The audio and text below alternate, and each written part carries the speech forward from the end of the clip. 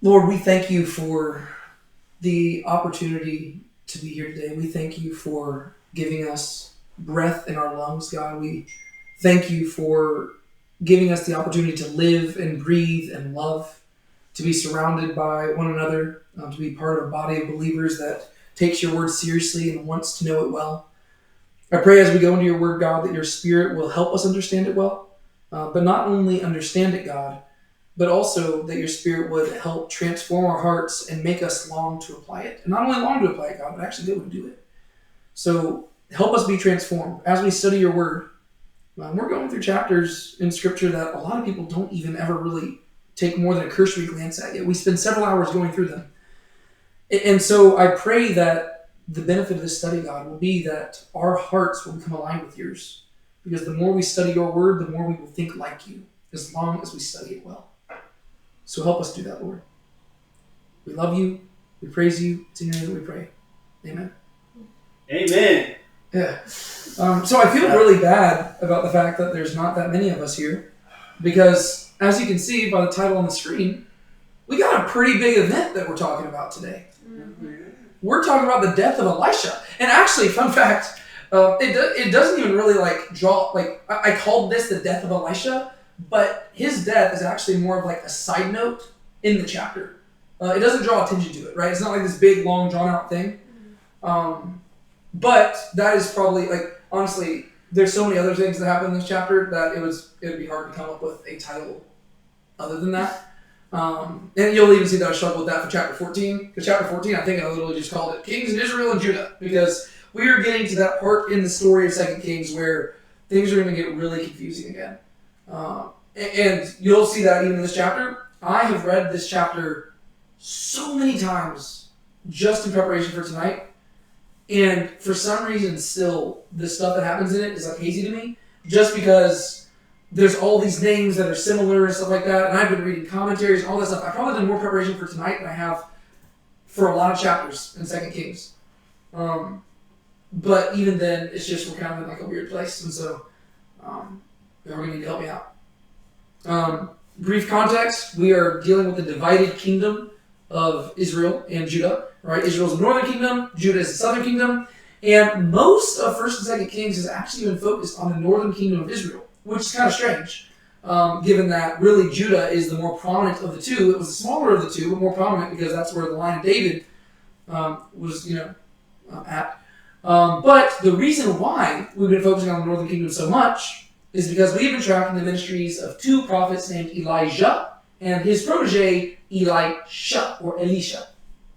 And we really haven't talked about Elisha for quite some time now. It's been a few chapters. But he is going to show up for one final moment right here, and he's going to perform another miracle.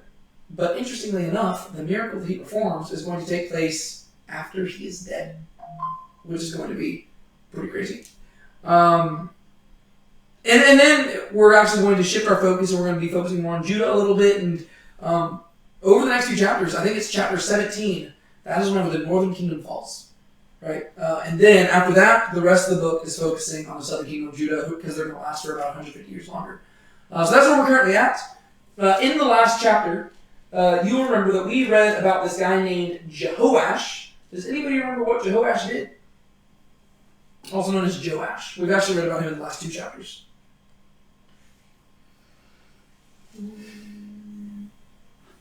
He became king when he was 7 years old. Oh yeah, and he was raised. He was raised in the temple. Mm-hmm. Because they were trying to protect him because he was the last remnant that was left, and so they had a whole bunch of guards and stuff that were all around to protect him. Yeah. So basically, if you go way back to chapters 9 and 10, there was this guy named Jehu who was appointed by God to basically take over the northern kingdom of Israel and wipe out the house of Ahab. And Jehu, we talked a lot about him. In general, he was probably the best king that the northern kingdom ever had. But he still was not a good king, right? He was still a bad dude. But he did accomplish God's will in the sense of he brought about vengeance on behalf of, in Yahweh's name. The issue is that he ultimately took it too far. And that is something that his household is going to be punished for. as we've been going through this study in Kings, we've also been taking breaks to go look at the minor prophets along the way. I believe it's in Hosea, where we actually see Jehu mentioned. And Hosea was a prophet sent to the northern kingdom of Israel shortly before it was destroyed. And God says that he is going to punish the people of Israel because of the bloodshed of Jehu. Because while he did what God had said to do, he went a little too far. But ultimately, the reason I explain all that is that as Jehu was going on this murderous rampage, he did wipe out not only the king of Israel, but the king of Judah as well. And this is where one of the women, who was from the house of Ahab, she decided to take power for herself. And she killed all of her grandkids as well, because she wanted to be queen. Her name was Athaliah. And she thought that she had successfully done it, and for a few years, the people of Judah thought that the house of David had been totally wiped out.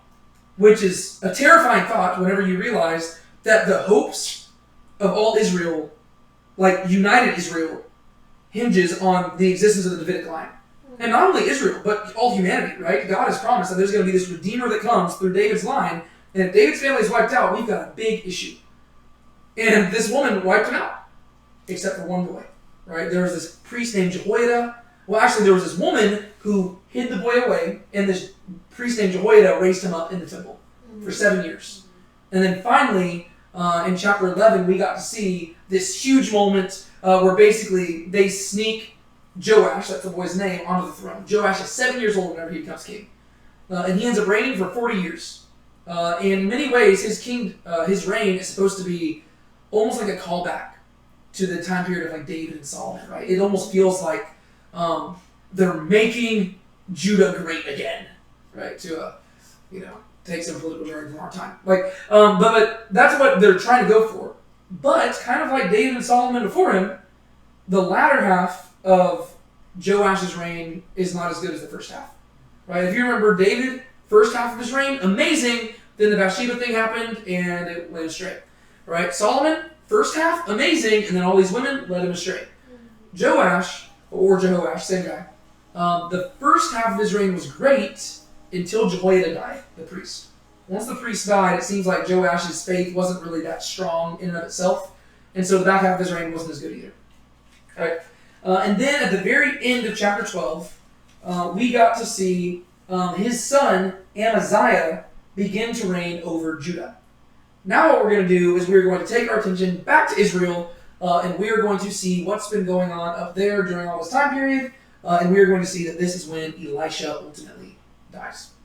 And so, going into 2 Kings chapter 13, I'll read verses 1 through 5, since Sean, our expert narrator, is homesick he thinks it's the flu.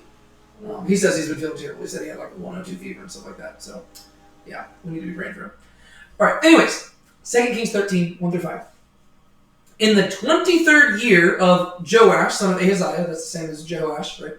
In the 23rd year of Joash, the son of Ahaziah, king of Judah, Jehoahaz, the son of Jehu, became king over Israel at Samaria, and he reigned 17 years. And he did what was evil in the sight of Yahweh, and followed the sins of Jeroboam, the son of Nebat, which he made Israel sin. He did not depart from them. So the anger of Yahweh burned against Israel, and he gave them continually into the hand of Hazael, king of Aram, and into the hand of Ben-Hadad, the son of Hazael. Then Jehoahaz entreated the face of Yahweh, when Yahweh listened to him, for he saw the oppression of Israel, how the king of Aram oppressed them. And Yahweh gave Israel a savior, so that they came out from under the hand of the Arameans. And the sons of Israel lived in the tents as formerly. All right, so there's a lot of names in there. I do not expect you to remember these names, but as is kind of the custom, hopefully I've gotten used to seeing this little timetable on the side. I put that there, honestly. It's taken a long time to be editing this and keeping it up to date. But to me, this is the only way that I can even keep making sense of all this stuff. This is just how I think, right? I need to see a timeline where I'm like, okay, where are we at in the story? And so the blue on the left is the kingdom of Judah, and the one on the right is the kingdom of Israel. And by the time we get to chapter 17, the green is going to disappear, right? Because it's going to go bye-bye. And so right now we are talking about a guy named Jehoahaz, who you can see is smack dab in the middle, reigning from 814 BC to 798 BC. And what do we see in his story right here? He was not faithful to God. Yes. Is this surprising to us? No. Why is it not surprising? Because the other people that came before him haven't really been either. So he's just kind of following suit of what the culture is at the time. Yeah. Well, because Go ahead. You see the phrase, he did what was evil in the sight of Yahweh and followed the sins of Jeroboam, son of Nebat. Mhm. Every time you see that evil, you're like, really? Yep. And we know from chapter 12 how long it's been the people haven't been really prioritizing God in their culture because the temple was falling apart and they had to go through so much to finally get people to agree hey, we should probably fix the foundations of the temple. And so that shows that the priorities are different right now, so it's not much of a surprise. Yeah. And to be fair, that is in the southern kingdom, whereas this is the northern kingdom. But no, what you're saying is still true because as we'll see in the prophets, and we might have even talked about this already, in many ways, God blames the northern kingdom's apostasy for being the inspiration for the southern kingdom. They're basically God says, hey, the northern kingdom was so sinful that you led Judah into sin as well, right? And so the fact that the temple in Jerusalem is in disrepair, that means that things are really bad up north, right? Which is why God has sent prophets. But that's also why I think Elisha is going to die in this chapter. Because we got to realize that things like that are judgments, right? And the fact that a prophet is dying in the midst of this whole story is ultimately supposed to communicate to us that the nation itself is dying. Because we've talked about this. Since the northern kingdom of Israel does not have, they don't have Jerusalem, right? They don't have the temple. In many ways, Elijah and Elisha have been like portable temples. And so if the portable temple dies and he doesn't leave behind a successor, it's almost like God himself, it's almost the equivalent of what we're going to see in Judah, whenever Ezekiel has a vision of God departing the temple, right? It's almost like God has left them, right? And so, things are really bad. Another reason why I say we shouldn't be surprised is because there has not been a single king from the northern kingdom who has done what is right in the eyes of Yahweh, right? Even Jehu, right? Jehu was the best of them, but even he was a total trash bag, right? He was still absolutely terrible. The only reason why he did anything remotely good is because he received the commission from God that a king would delight in actually doing, right? He was not called to deny himself and pick up his cross. He was called to enact vengeance against his enemies, which is exactly what humans want to do anyways, right? And so Jehu was like, sign me up. And then even then he went too far, right? And so, yes, Jehu did what God wanted, but that's only because,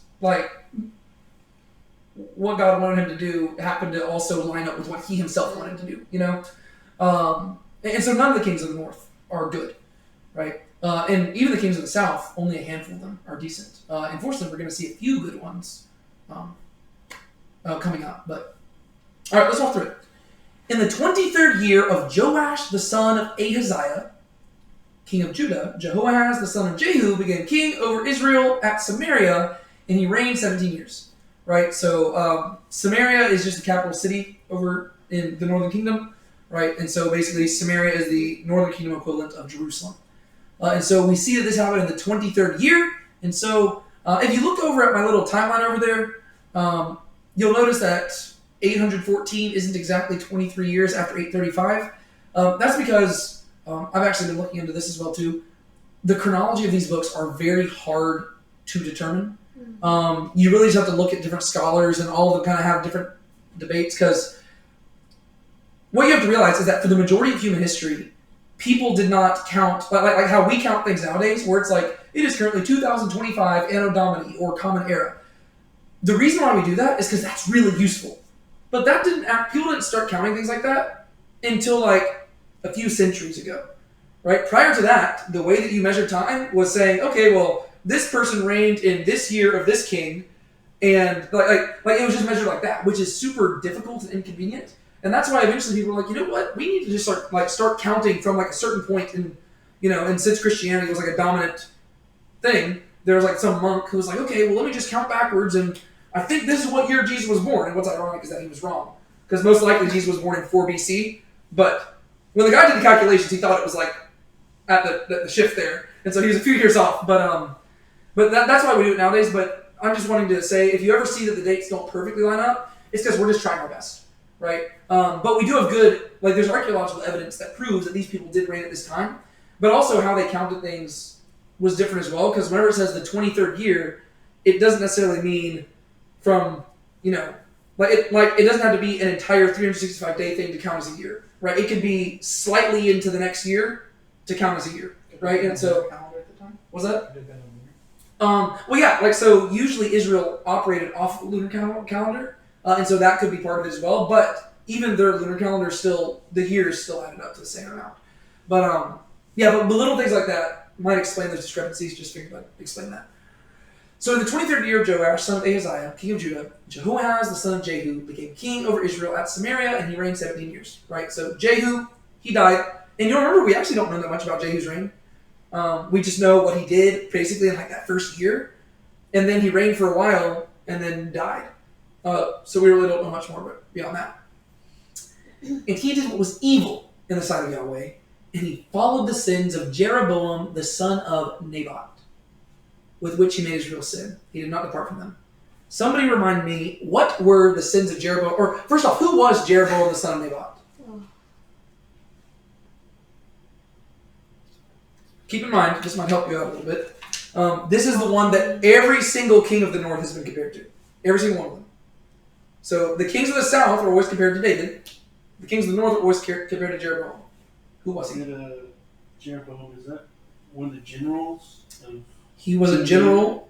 Well, not of David. Or Saul. Solomon. Yeah. Right, Solomon. Yeah, so actually, I don't know if he was a general or if he was just a worker.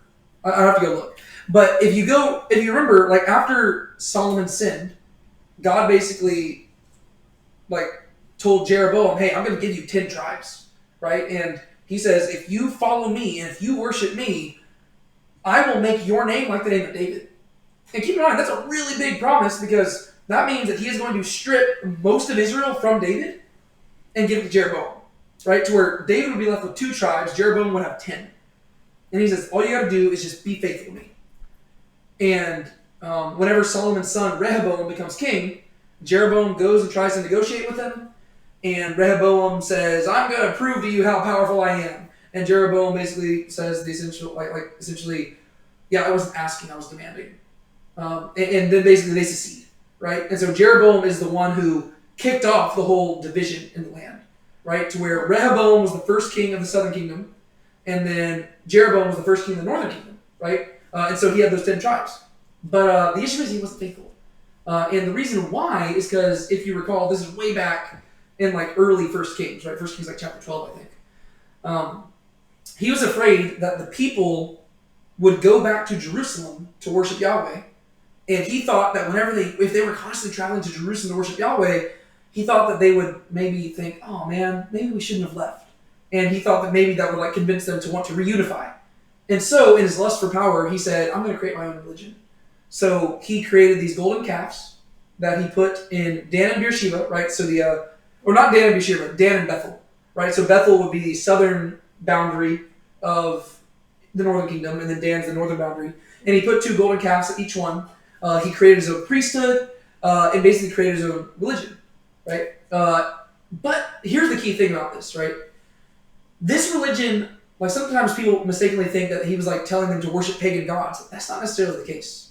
It seems like what Jeroboam was doing is that he was wanting to worship Yahweh, but he was worshiping Yahweh in a pagan manner and not according to Yahweh's rules, right? And so it seems like it goes back to the story of in Exodus with the golden calves, right? They called the golden calf Yahweh, and so it's not that Jeroboam was saying, "Hey, let's go worship Baal."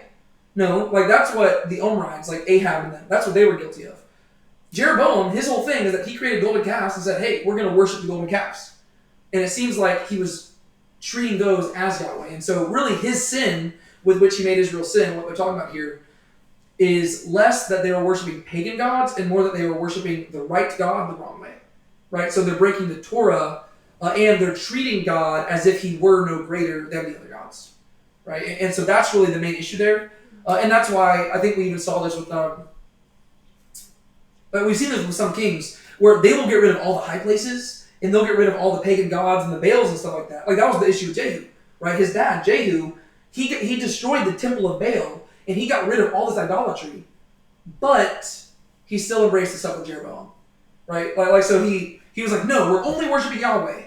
But if you want to worship him through the golden calf, and if you want to use these other priests, that's okay, right? And so that really seems to be the crux of the issue that's going on here. And it turns out that Jehoahaz does the same exact thing. Make sense? All right. Get a lot of context here. And so he continues doing the same thing. So the anger of Yahweh burned against Israel, and he gave them continually into the hand of Hazael, king of Aram, and into the hand of Ben-Hadad, the son of Hazael. All right. Now, I know we're doing a lot of context here, but the text is kind of forcing us to. Who the heck is Hazael? We haven't read about him before. Mm-hmm. King of Aram. Very good. But do you remember his story at all? I don't know if you were here. But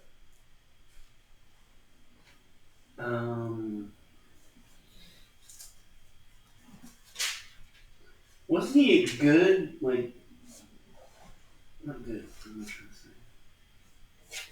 Never mind. so what you need to know is that really, honestly, his story traces way back to 1 Kings chapter 19, right? Whenever Elijah had, after the whole Mount Carmel incident, wherever he fled down to Mount Sinai, if y'all remember that whole story, he's praying to God. He says, God, I'm so alone. God basically tells him to go anoint 3 people. He says, first off, you're going to anoint a guy named Elisha to be your successor. You're going to anoint a guy named Jehu, who is going to enact my vengeance. And you're going to anoint a guy named Hazael. And he's going to do some stuff too. And in the aftermath there, Elijah, he only went and anointed one of those. He anointed Elisha to be a successor. And we've been following Elisha for a while. And then eventually, as recently as 2 Kings chapter 9, you do have Elisha going and he anoints Jehu, and Jehu does all the stuff we already talked about, right? And Jehu is Jehoahaz's dad, the guy we're talking about now. But if you go to the previous chapter, 2 Kings chapter 8, we do see Elisha sending somebody to go, or Elisha, I think it's Elisha himself. Yeah, Elisha himself goes and he anoints, what was the guy's name? Hazael, right? Mm-hmm. But this is where it's going to get even more confusing, but I'll explain in a second. So this is 2 Kings chapter 8, verse 7. Then Elisha came to Damascus, right? Damascus, modern day Syria. Back then it was known as Aram. Right? Elisha came to Damascus. Now Ben-Hadad, king of Aram, was sick. Okay, question. What is the king's name? Ben-Hadad. Keep that in mind. Ben-Hadad is the name of the king. And it was told to him, saying, the man of God has come here. So Ben-Hadad the king, he's sick. He is told Elisha has come. And the king said to Hazael, take a present in your hand and go to meet the man of God and inquire of Yahweh by him, saying, will I be restored to life from the sickness? Right, so this is where the king says, hey, Hazael's like his general, and says, hey, go ask Elisha if I'm going to survive. So Hazael went to meet him and took a present in his hand, even every kind of good thing of Damascus, 40 camels' loads. And he came and stood before him and said, your son Ben-Hadad, king of Aram, has sent me to you, saying, will I be restored to life from the sickness? Then Elisha said to him, go say to him, you will surely be restored to life. But Yahweh has shown me that he will certainly die. So are y'all remembering some of this story? Right? Hazael comes to Elisha and says, hey, my master wants to know if he's going to live. And Elisha says, you go tell him he's going to live, but really, he's going to die. Seems kind of like a messed up thing to do, but you'll see why Elisha does this in a second. And he fixed his gaze steadily on him until he was ashamed, and the man of God wept. So all of a sudden, Elisha starts looking at Hazael very intently until Elisha starts weeping. Then Hazael says, why does my Lord weep? And he said, because I know the evil that you will do to the sons of Israel. Their fortifications you will set on fire, and their young men you will kill with sword, and their infants you will dash in pieces, and their pregnant women you will rip up. Right? So as Elisha is looking at Hazael, he's saying, tell your master that he is going to survive, but he's not actually going to survive. And he starts crying. And Hazael says, sir, what are you, why are you crying? And Elisha looks at him and says, because I see your future.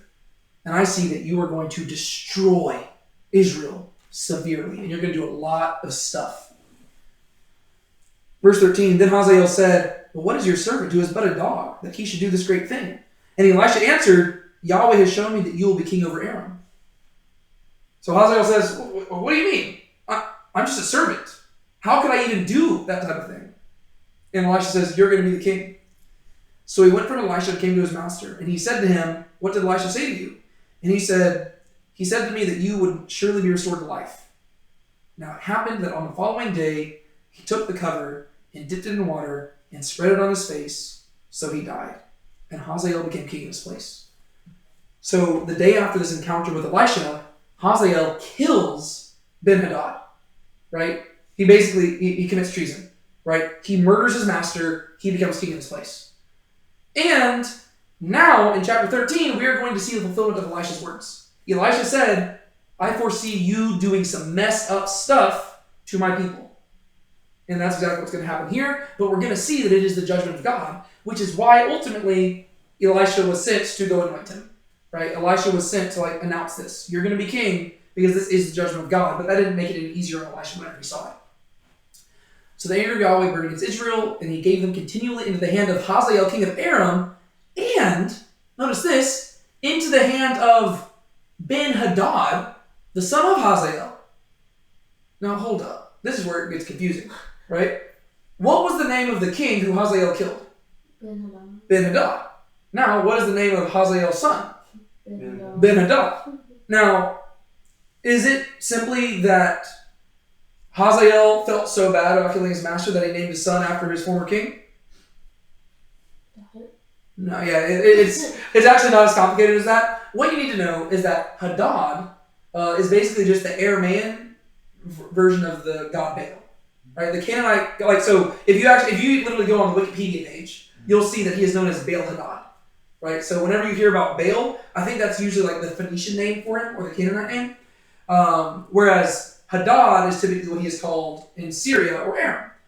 And so Ben, what does Ben mean in Hebrew? Is it son of? Son of. Yeah, so it's literally son of Hadad. So most likely this is not their actual names. Most likely his master was not actually named Ben-Hadad. That's probably just a title they gave their kings, right? Ben-Hadad, son of Hadad. Like basically you're calling him son of God, right? Kings were usually viewed as the sons of God. And so most likely that's what's going on there. He probably did not name his son after his master.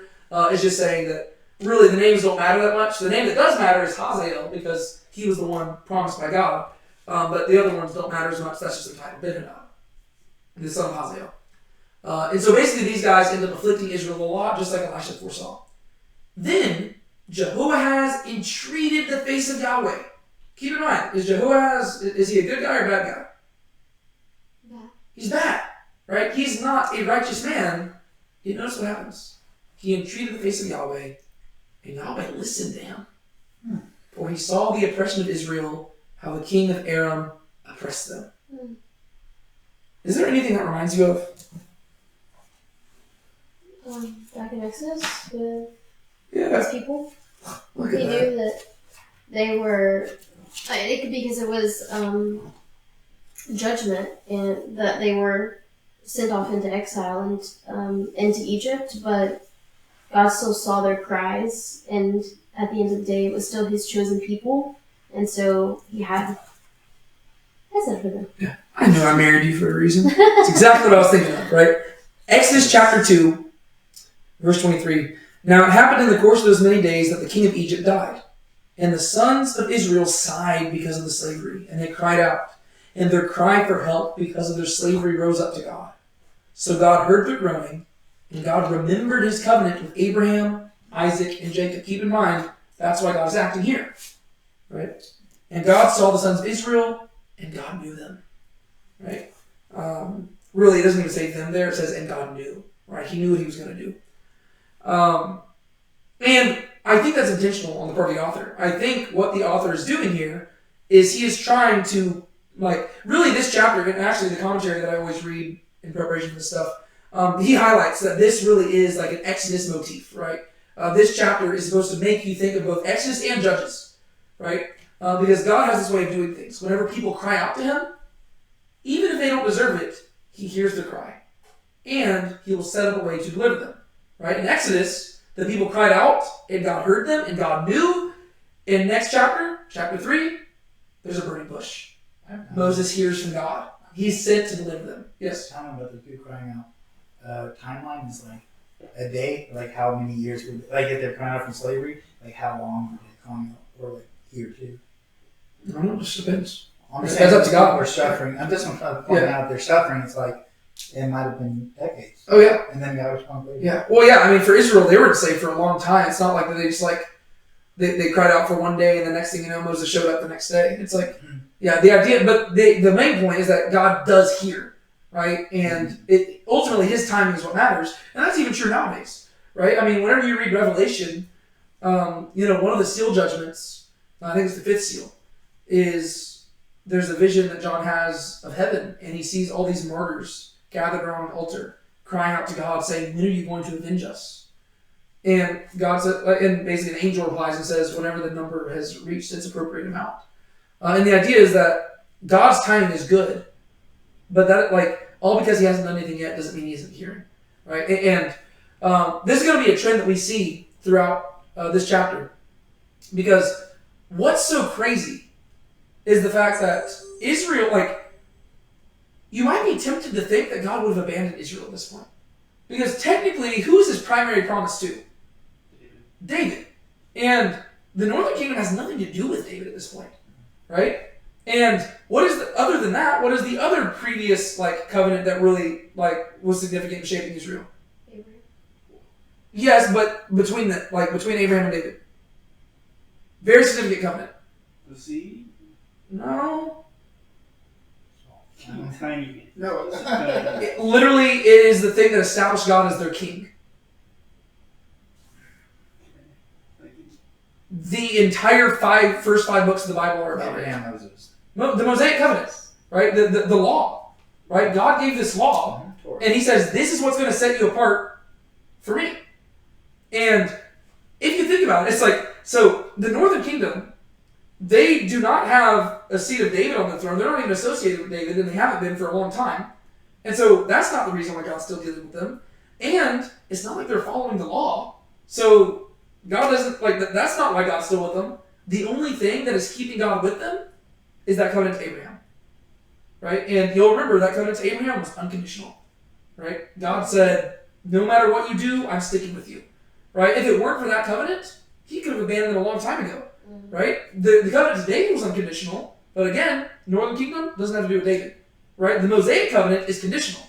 Right? And so, if it was just about the Mosaic covenant, God could have left them. But he made a covenant to Abraham, and it was to all Abraham's seed. And so he said, no, I'm still with them. So I just want to highlight that. Right? So it says, he entreated the face of Yahweh, and Yahweh listened to him. He was just waiting. Right? It was God is waiting for him to cry out. For he saw the oppression of Israel. Notice that it doesn't say he saw the humility of Jehoahaz. What he saw and what moved him to action was the oppression of Israel, because those are his people. For he saw the oppression of Israel, how the king of Aram oppressed them. Which is also interesting, because keep in mind, he's the one who allowed it to happen. Right? God is the one who allowed Aram to do this. He's the one who appointed Hazael to be this judge. In the same way that he allowed Egypt to oppress his people, and in the same way that he's going to let Assyria and Babylon. Right? The idea is that God is sovereign over all, but he does care for his people, and he's waiting for them to seek him. That's really the whole purpose. The reason why he was allowing them to be oppressed is because he's waiting for them to seek him. Right? Return to me, and I will return to you, declares the Lord. And so finally, Jehoahaz cries out, and God says, all right, that'll have to do. It's not much. It's not like Jehoahaz is going to become a overnight righteous individual. No, he's going to continue being sinful. But that's not for God. And Yahweh gave Israel a savior, so that they came out from under the hand of the Arameans. And the sons of Israel lived in their tents as formerly. All right, so what's the deal with that verse?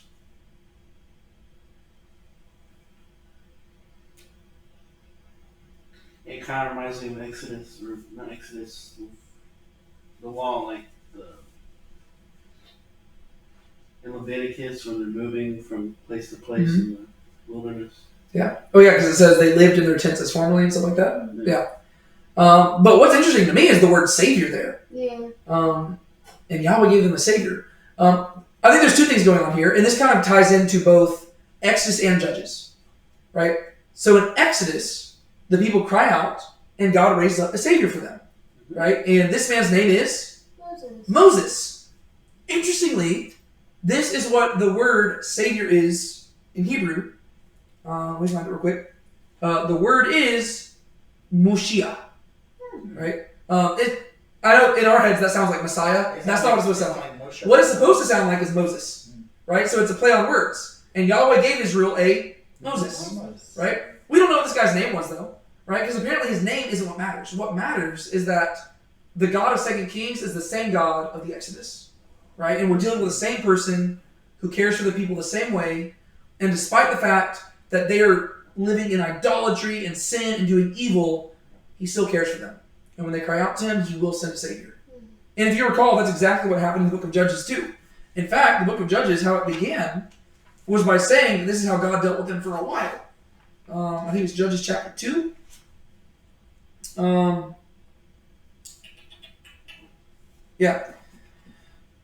they forsook Yahweh and served Baal and the Ashtaroth, and the anger of Yahweh burned against Israel. Hey, that's the same phrase. The anger of Yahweh burned against Israel, and he gave them into the hands of plunderers who plundered them, and he sold them into the hands of their enemies around them, so that they could no longer stand before their enemies. Wherever they went, the hand of Yahweh was against them for evil, as Yahweh had spoken, and as Yahweh had sworn to them, so that they were severely distressed. Then Yahweh raised up judges who saved them from the hands of those who plundered them. Yet they did not listen to their judges either, for they played the harlot after other gods and bowed themselves down to them. They turned aside quickly from the way in which their fathers had walked, and obeying the commandments of Yahweh, they did not do as their fathers. Right? And so basically these verses right here are calling back both to Exodus and to Judges, right? Hold on. I think we all jumped.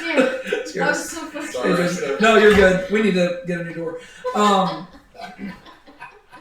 Yeah. And so these verses are calling back to both Exodus and Judges, right? And that play on words, I think it's kind of cool that it sounds like Moses, but whenever you actually read it, it almost sounds like the word Messiah. In Hebrew, the word, what did I say it was? It is Moshiach. In Hebrew, the word Messiah is Mashiach. So it sounds more different, but it does sound a little bit like Moshiach, which is pretty cool. If we're talking about names, I have a question. Okay. I'm just looking at all the names that are on the side. Is there like a root word that why all of them are JH? Yeah, because that means the name Yahweh's in there. Ah. Yes, because Gotcha. yeah. So in Hebrew, the words would be like more like YEH. It'd be like Yehoahaz. But that kind of goes to, this is where it gets nerded out for a little bit. So in Hebrew, the name of God is just only 4 letters, right? It's Yod, He, Vav, He. Right? They call this the Tetragrammaton. It's the fancy word for it. We don't technically know how it's pronounced, mainly because Jewish people very early on, well, in between the Old and New Testament, Jewish people made this decision to not pronounce the name of God.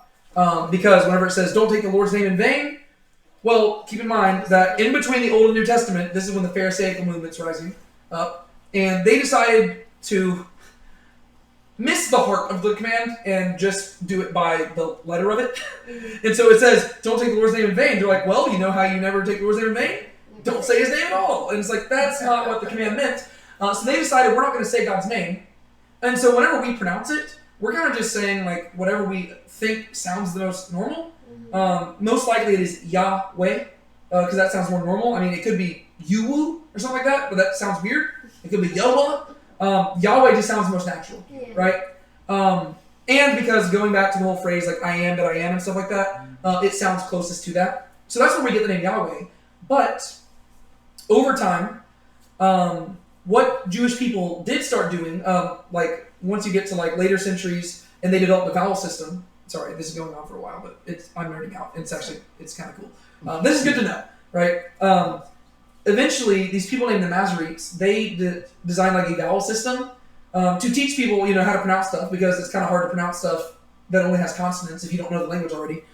And so they designed a vowel system, and to remind people not to pronounce the name of God, what they started doing is they started putting the vowels of the name Adonai into the word. So Adonai just means Lord, right? So it's A-O-A, right? And they started putting those in between the letters of Yahweh, right? So whenever you pronounced it, you would either say Adonai or Yahovah, right? Yahovah.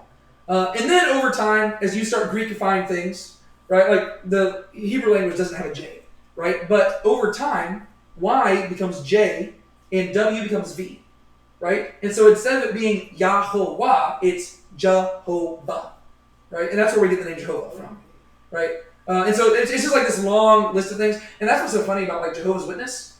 Because Jehovah's Witness, the whole thing about them is like the whole thing is that they say that Jehovah is the name of God, and if you call him anything else, you're worshiping the wrong God, which is just so hilarious because Jehovah, the only reason that word exists is because people were trying to make sure they didn't say the name of God.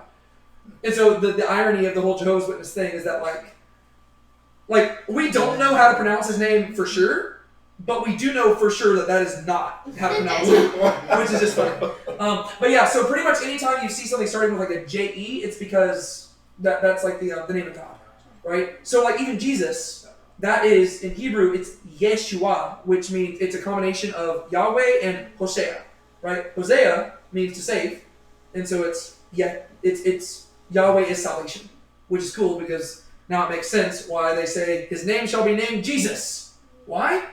Because it turns out that the Savior you needed was Yahweh himself, right? But that's why it's all got the J-E in there.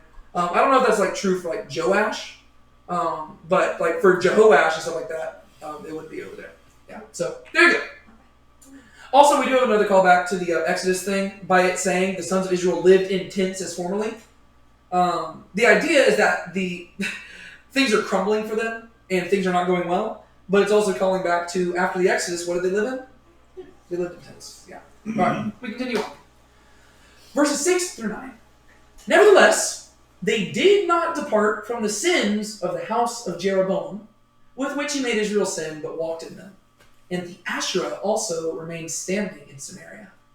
For he did not leave to Jehoahaz any people for the army, except 50 horsemen, and 10 chariots, and 10,000 foot soldiers. For the king of Aram had caused them to perish, and made them like the dust at threshing. Now, the rest of the acts of Jehoahaz, and all they did, and his might, are they not written in the book of the Chronicles of the kings of Israel? And Jehoahaz slept with his fathers, and they buried him in Samaria, and Joash, his son, became king in his place. Now, you'll notice the irony here, because at the time period that Jehoash began to reign in Israel, what was the name of the king reigning in Judah?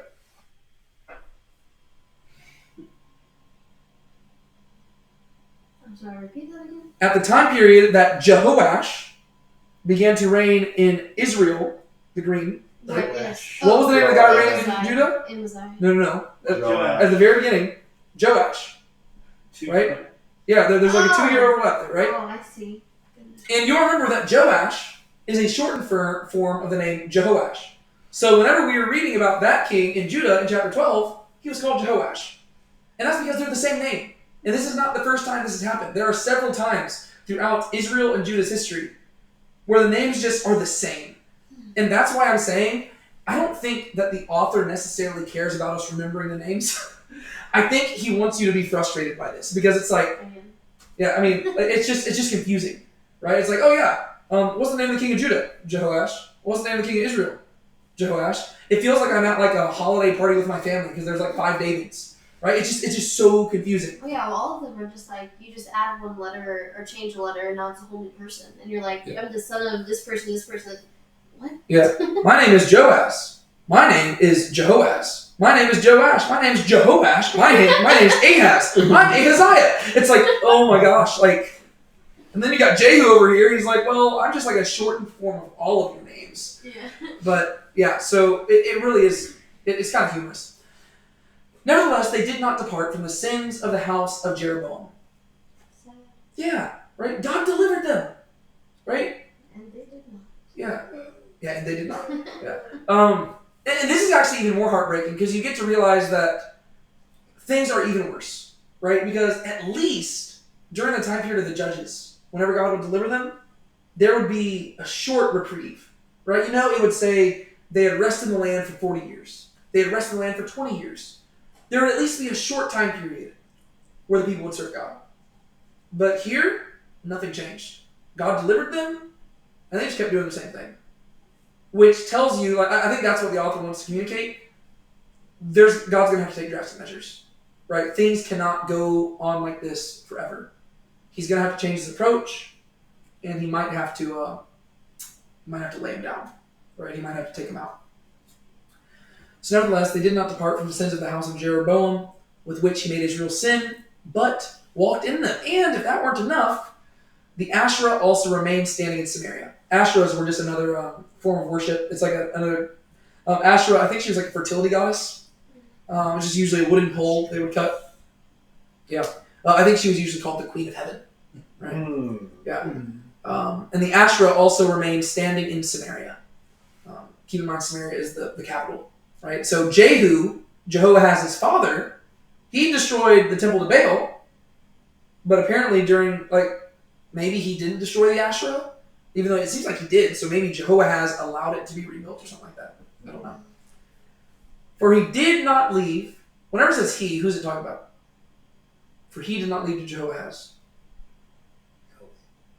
Yeah, it seems like it's talking about Yahweh, right? The fact that they left it lowercase makes me think that they're thinking it's like maybe Hazael, but maybe the author's trying to be ambiguous there. I think it's probably talking about Yahweh. Specifically because it said Yahweh is the one who raised up that Savior for them. For he did not leave to Jehoahaz any people for the army except 50 horsemen and 10 chariots and 10,000 foot soldiers. 10,000 might sound like a lot, but it ain't much. Especially whenever... What's that? Not in battle. Yeah, and especially whenever you're surrounded... Like, Israel's like this tiny little nation surrounded by enemies. Right? Even to this day. That is not big, right? 10 chariots? Not 10? That's nothing. So the idea is that God saved them, but he just allowed them to scrape by. Which, if you go back to Deuteronomy 32, one of my favorite chapters in the Bible, it's probably becoming my favorite. It's so useful. If you understand Deuteronomy 32, you understand the whole story. But God says, I will basically allow them to be brought to the point of near destruction. Right? I will let them be brought to the very edge. Yes, sir? Isn't that like blessings and curses? Deuteronomy 32 is the Song of Moses. Blessings and curses is like Deuteronomy 28. Okay. Yeah, but Deuteronomy 32 is the Song of Moses, where basically Moses says, hey, shut up and listen because I'm about to tell you your future. Yeah. And he just tells them everything that's going to happen. And what he says is that God is going to allow you to be brought to the brink of destruction. First off, because it's judgment, but secondly, so that he gets the glory. Right? Because, what other nation can say that they have been nearly destroyed the amount of times that Israel has? Every other nation that has been brought to this edge of destruction, they've just been destroyed. But every time Israel, they're almost destroyed, and there's a small remnant, and then there's a Red Sea moment where God just parts the waters and they escape, right? And so the idea is it's to force Israel to realize we couldn't do this on our own, right? The battle belongs to the Lord, right? That's what he's trying to communicate. Because guess what? Even though they only have 50 horsemen and 10 chariots and 10,000 foot soldiers, ultimately God didn't need any of that, right? During the time period of Gideon, he won a battle with 300 soldiers. And God, honestly, he would rather them have... honestly, it seems like God really would prefer them to have no army whatsoever. He's like, just let me fight your battles for you. And the cool thing is that Jehoahaz is actually going to recognize that a little bit in a second. We'll see that. All right, so they're barely scraping by.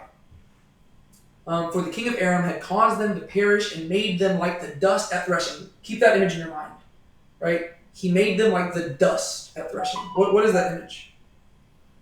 Like kind of what's left over after threshing wheat. Yeah. Right? You've been threshing wheat and just leftover stuff, right? Israel is dust, right? There's not much to them. They're a shadow of their former selves.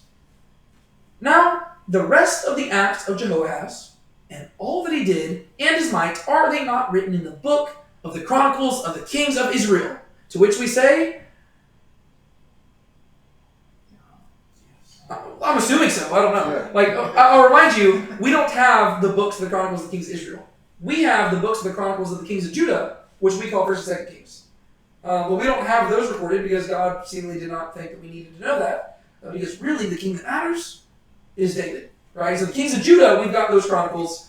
Honestly, do you know how cool it would be if we discovered that? Yeah. That would be such a cool archaeological find. It wouldn't necessarily mean that it was inspired by God, probably because there weren't many more prophets left. Like, it was probably the Chronicles of the Kings of Israel was probably just like a piece of propaganda. But that would be such a cool find. Like, I would love, something like that would be if they discovered that, that would be one of the biggest archaeological discoveries of mankind. Oh, yeah. It would be so cool. I would love that. But we ultimately don't know. And the amount of insight it would give us, just I'm nerding out just thinking about it. And Jehoahaz slept with his fathers, which is a polite way of saying he kicked the bucket. And they buried him in Samaria. Why did they bury him in Samaria? It's the capital. It's the capital, yeah. And Joash, his son, became king in his place. And you would think... Joash, Yeah, get it together. Hold up. Okay, sorry, no. Okay. Let's continue on.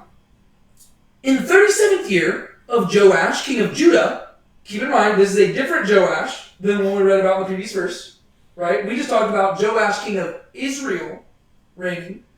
Now we're Joash, king of Judah, right? So we pinball back. In the 37th year of Joash, king of Judah, Jehoash, the son of Jehoahaz, became king over Israel in Samaria and reigned 16 years. Right? And keep in mind, Jehoash is a longer form of the name Joash. So in the 37th year of Joash began to reign. Crazy.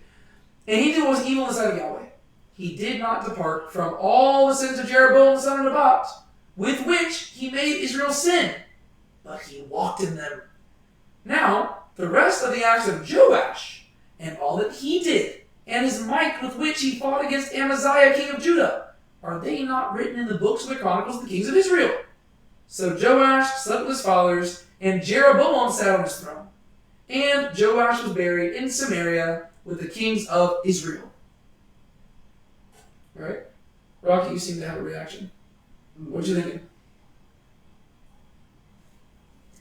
Like I said earlier, did evil in the sight of Yahweh.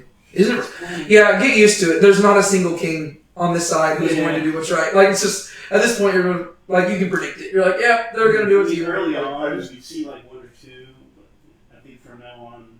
Yeah. Yeah. What were you going to say, Joseph? I'm just it's just king does evil in the sight of Yahweh, goes away, we don't hear much about him. It's just do you notice how short amount of time is given to this dude? Yeah. It's very short. Yeah. So let's walk through it. In the 37th year of Joash, king of Judah, Jehoash, son of Jehoahaz, became king over Israel in Samaria and reigned 16 years. You will see him right down there at the bottom of the green, reigning from 798 to 782 BC. And just so you know, the northern kingdom has less than 100 years left. Right? Anybody know what year they're going to be destroyed? By the Assyrians?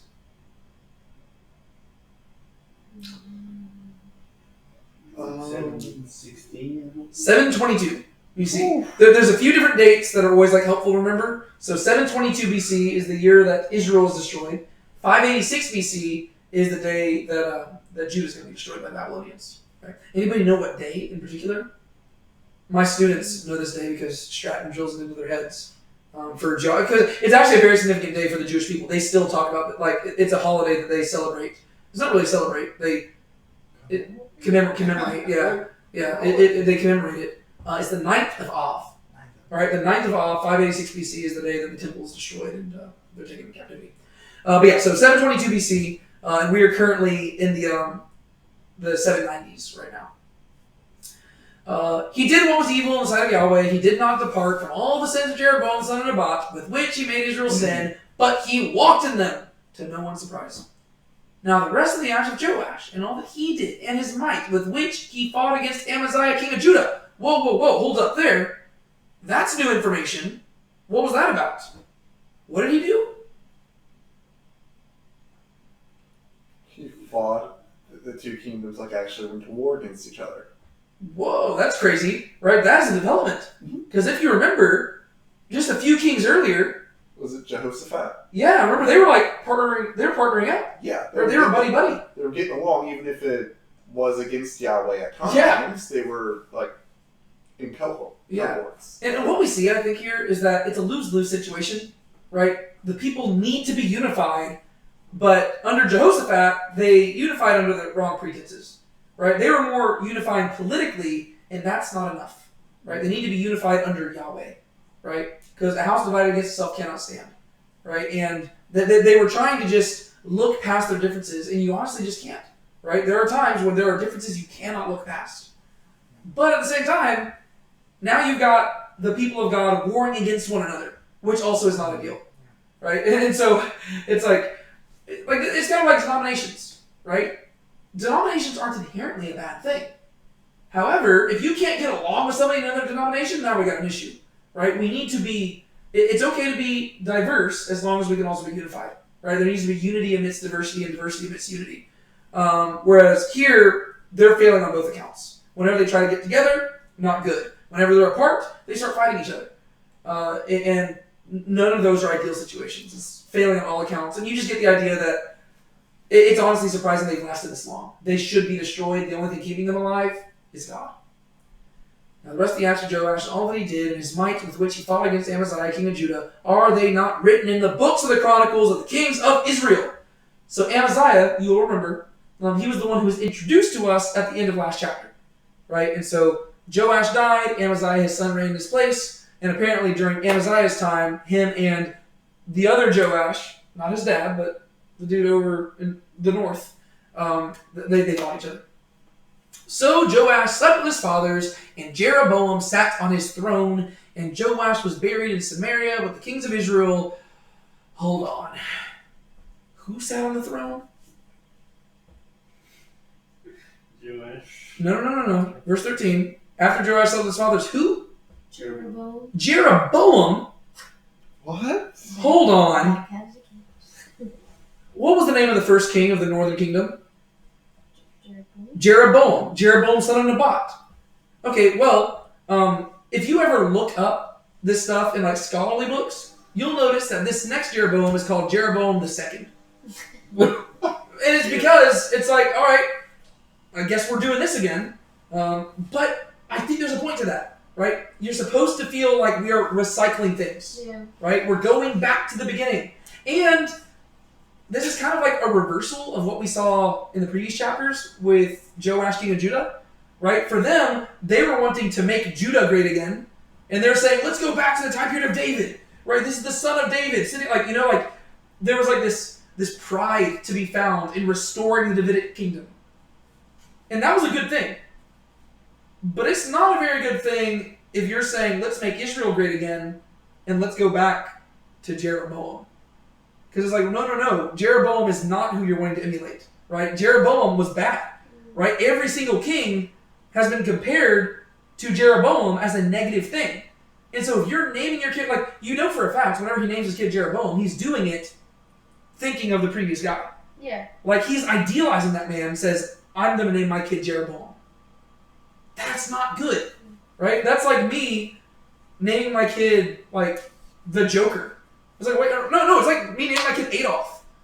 It's like, whoa, hold up. Do you know what that name is? Like, or if I name my kid Judas, it's like, you don't do that, right? Well, especially in that culture, because nowadays people will kind of just name their kids whatever, but back then, like, names had ties to certain things, and that was more important to them now than it even is nowadays. Yeah. Well, yeah, because whenever you named something back in that culture, you were saying something about what that thing was or what you aspired for it to be. It would be like that bad Yes. association like Jack the Ripper, where your name, like Karen, your name born Karen, and Karen becomes a slur. Yeah, right? But no, yeah, names carried meaning there, right? That's why it's so significant back in Genesis whenever God has Adam name all the animals. It tells us that Adam must have been made as a very wise person because God is saying that he has the insight to know something about these animals to be able to name them, right? And in ancient cultures, names had very significant meanings. And so the fact that he names him Jeroboam, it tells us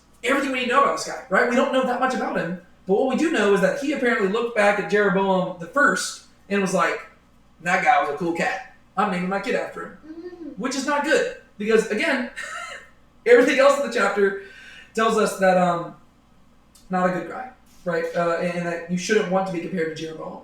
Yet now this kid, who is going to be sitting on the throne, is growing up as, like Jeroboam is the person that he is going to be compared to no matter what. Right? All right, we move on. Verses 14 through 19. All right, this is where it starts getting exciting. Let me just remind you real quick. What was the name of the king who died in the last slide? Joash, right? All right, so he just died. But now, it's almost like he is metaphorically resurrected because we're going to read a story about him now. Which is weird because keep in mind, that's not usually how it is, right? Throughout Kings so far, you read about, this guy began to reign, then you read the story, and then at the very end it says, and then the other acts are written in the Chronicles of the Kings of Israel. But right here, the author makes an exception, and in a moment I'll actually read from the commentary so you can see what this guy's opinion about that is, like why the author does it, and I agree. This is what we read. Now Elisha became sick. Whoa, we're back with Elisha. It's been a while. Now Elisha became sick with the illness of which he was to die. So Joash the king of Israel came down to him and wept over him and said, my father, the chariots of Israel and its horsemen. And Elisha said to him, take a bow and arrows. So he took a bow and arrows. Then he said to the king of Israel, put your hand on the bow. And he put his hand on it. And then Elisha placed his hands on the king's hands. And he said, open the window toward the east. And he opened it. Then Elisha said, shoot. And he shot. And he said, Yahweh's arrow of salvation, even the arrow of salvation over Aram. For you will strike the Arameans at Aphek until you have consumed them. Then he said, take the arrows. And he took them. And he said to the king of Israel, strike the ground. And he struck it 3 times and stood still. So the man of God was angry with him and said, you should have struck 5 or 6 times. Then you would have struck Aram until you would have consumed it. But now you shall strike Aram only 3 times. Kind of weird story. Yeah. What do y'all think about it? What's that? Views as to what we're supposed to draw from that. Hopefully I'll be able to explain it a little bit, but honestly I don't even have all the answers for this one. It's a weird story. Very wonky. We'll only strike them 3 times. Does that mean they're gonna... No, that wouldn't make sense just based on the timeline. I was wanting to see if the author, this person said anything about the name Jeroboam. I don't know if he does. Maybe that's the number of times they will be able to, like, let's say hypothetically, this is just me speculating. Let's just say that Aram comes and conquers, and maybe they're only able to, like, push them back 3 times. I think that is ultimately what it's communicating, right? The idea is that you're going to have victory, but it's not going to be enough to cause the type of change that you want. Yeah. All right, shall we walk through it? Yeah. No, actually, real quick, let me read this thing from the commentary. And I think What's that? one more thing. I think that also fits into the narrative of like Israel disobeying Yahweh, and then this whole thing where an evil nation comes in and conquers and just keeps happening. Yeah. It was like no matter how many times he struck the ground, they're always going to get conquered and lose in the end. Yeah, for sure. All right, so this is what the author has. The commentator Lightheart has to say. Does he reference Moses at all? Was that? Does he reference Moses at all? Does he reference Moses? Yeah. Oh yeah, he references Moses. Not in this part right here. Or I didn't know if there was like something to do with the striking of him striking it more than he was supposed to or something like that. oh no, I didn't even Like think with about that. Moses Yeah. and the rock. Just because we talked about Moses earlier, I was like, is that supposed to connect to? But then I was like, no, I don't think so because Yeah. it doesn't seem like Wait. the stories made sense together. I didn't know if he made a connection to it. My other explanation I'm starting to think doesn't make sense because Elisha said, you should have struck it 5 or 6 times, and you would have struck Aram until you would have consumed it. Yeah. So Yeah. We'll get there. We'll talk about it in a second. We're gonna have to wrestle through it because, like I said, this is a very weird passage. I don't even know if I have all the answers. This is the part that's honestly been stumping me because it's just weird. But I think talking through it will help. But this is what the guy says. This chapter provides our last glimpse of Elisha. Oddly, the reign of Jehoash is summarized in 2 Kings chapter 13, verses 10 through 13. But in verse 14, after he is buried, he visits Elisha. Obviously, not that he came back to life, but after his burial has been detailed. Narratively, returning to life in a way that anticipates the actual resurrection in chapter 13, verses 20 through 21. We're going to see somebody get resurrected momentarily. This disturbance in the text's order is yet another indication that the work of prophets cannot be reduced to the chronicled history of Israel, but bursts the bounds of time, change, and death. Jehoash honors Elisha as father and the chariots and the horsemen. We're going to talk about that in a little bit. The king acknowledges the prophet as the true source of Israel's military power and its security, the one whom Yahweh rides through the land and who protects the people without sufficient horses and chariots. So I just like the idea that the reason why the author left this story for here was to kind of unsettle you a little bit because you're like, whoa, I thought this guy just died. And it's almost like, narratively speaking, the king is resurrected through his approaching, like he gets another chance at life through this one moment when he approached the right guy, right? He approaches the prophet, and that gives him another opportunity at life, metaphorically, right? Obviously, these events took place before he was dead and buried, but at least in the story, that's kind of what the author's communicating, and it kind of foreshadows what's going to happen in verses 20 through 21, where we're actually going to see a person come in contact with Elisha and come back to life. And that story is going to be even weirder, so buckle up for that. But I thought that was kind of cool. Now, Elisha became sick with the illness with which he was to die. Right off the bat, what do y'all think about that? It's sad. kind of sad because we don't have that, and we don't have another prophet lined up. Or we he's like, as far as we know, he's not mentoring anybody. Yeah. It's like the last glimpse of hope because you know where the kings are going and how things are going for them, and now you see Elijah's name come up, and you're like, oh, finally, and it's like, oh, he's sick and he's about to die. Like, oh, dang it. Yeah. Well, especially because he's been gone for so long. Like we really haven't talked about him lately. Yeah. And we're like, what happened to Elisha? And next time we see him, it's like, oh, he's about to die. Yeah. Oh. And yeah, and like Joseph pointed out, we don't really have a successor lined up in the same way that Elijah did. And also, consider, did Elijah even die?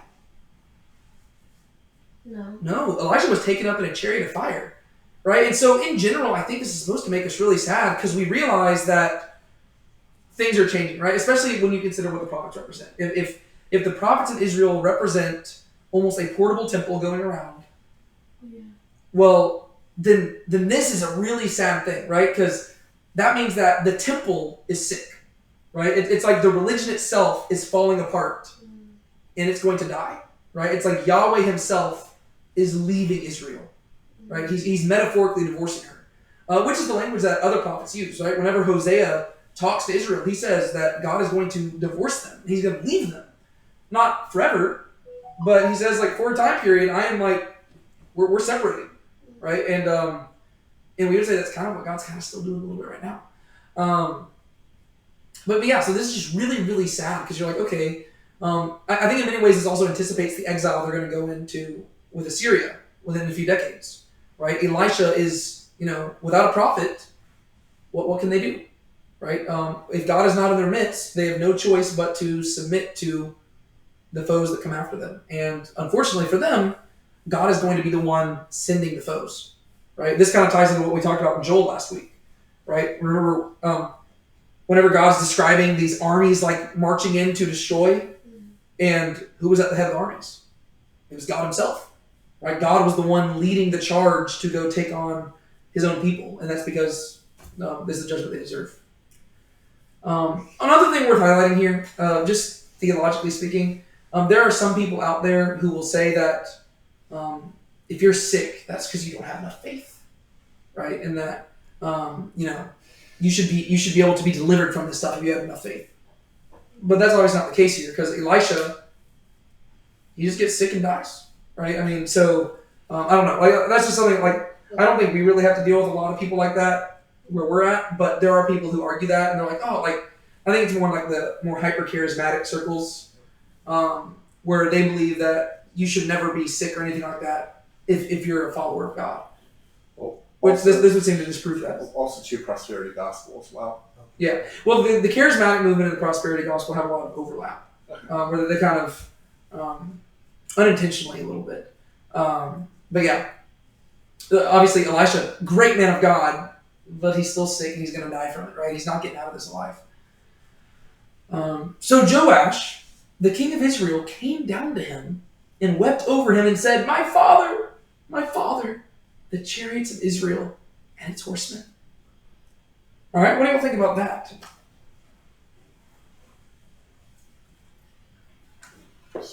Probably suffered a bad defeat, and he's upset about it. Well, That's what I think. to me, it seems like it's kind of off-putting because the way that the verse starts, it almost makes it seem like it's maybe visible that Elisha is like physically suffering from some type of illness, like, and he looks like he is about to die. But whenever the king comes to him, it doesn't seem like he's necessarily concerned about Elisha. Like, he might be concerned about chariots and horsemen more than him. Yeah. Which, if you're thinking about the prophet as, someone who's communicating between God and King and God and Israel's, God's people, you would think that he would have more concern for Elisha than he would for the chariots and horsemen. Let me read y'all something that might change your perspective on this a little bit. 2 Kings chapter 2. This is the chapter when Elijah is taken up to heaven. Verse 11. As they were going along and talking, behold, there appeared a chariot of fire and horses of fire, and it separated the two of them. And Elijah went up by a whirlwind to heaven. And Elisha was seeing this, and he was crying out, my father, the chariots of Israel and its horsemen. And he saw Elijah no more. Then he took hold of his own clothes and tore it in two pieces. He also took up the mantle of Elijah that fell from him and returned and stood by the bank of the Jordan.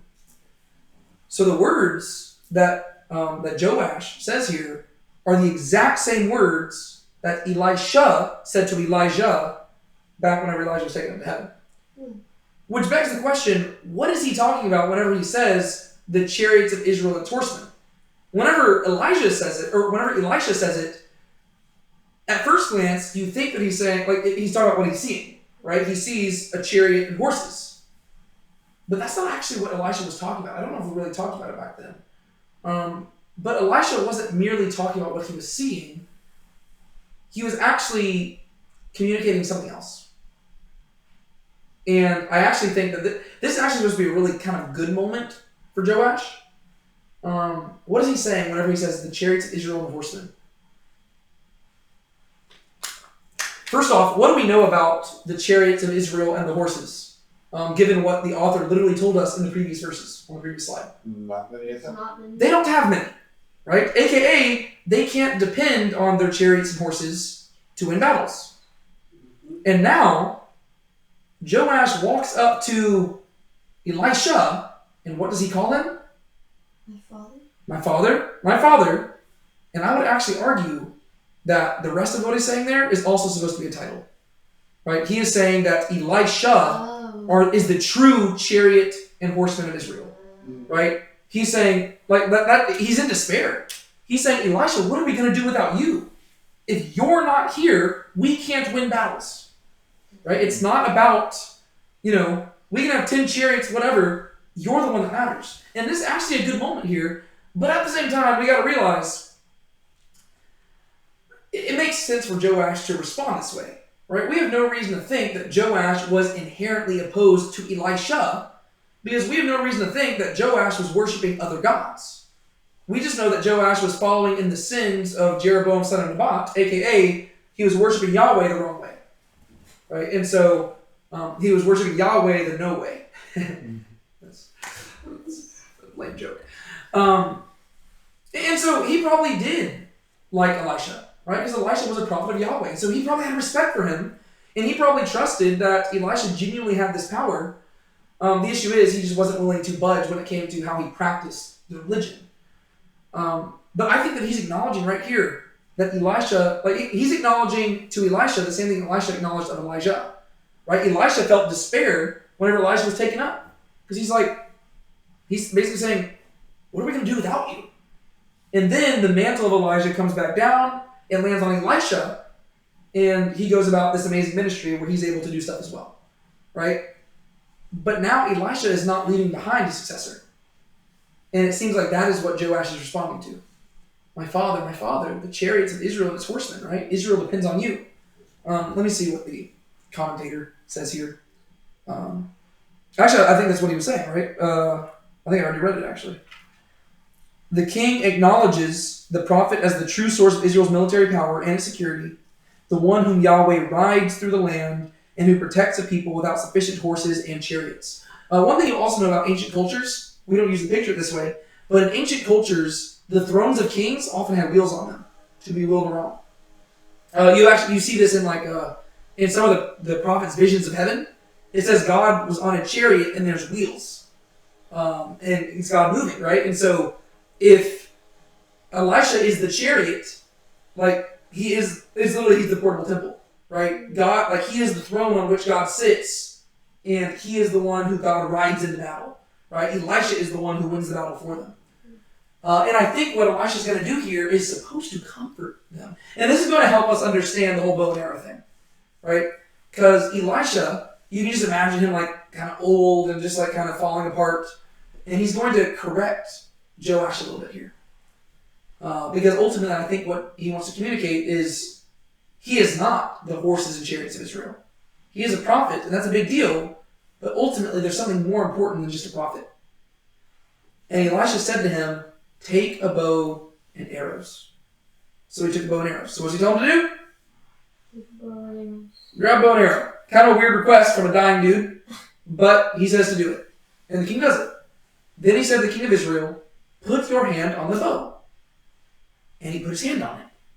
Right? You kind of feel like how everything just kind of slows down a little bit. And you're feeling like the weight of what's happening here. He put his hand on it. Then Elisha placed his hands on the king's hands. What does that seem to like? That's an interesting detail. What is it trying to communicate?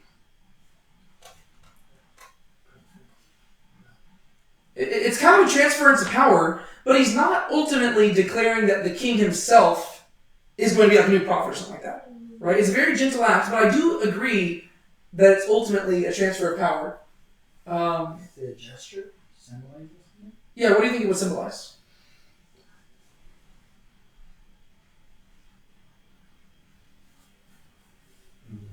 Any guesses? Gotta think deeply here. And I think if you think about it, it does make sense. But you do have to think. And I think that's the point. I think that Elisha is trying to get him to think. And it's going to explain why Elisha gets a little bit angry a little bit. Because we're going to realize it later. Like he's trying to get the king to think, why am I doing Yeah. Well, yeah. Because it's definitely an illustration, right? He's doing something very strange. Yeah. Would it be like he's not passing his like physical power, because obviously he's not going to be a prophet like Elisha was, but is it like passing the power of like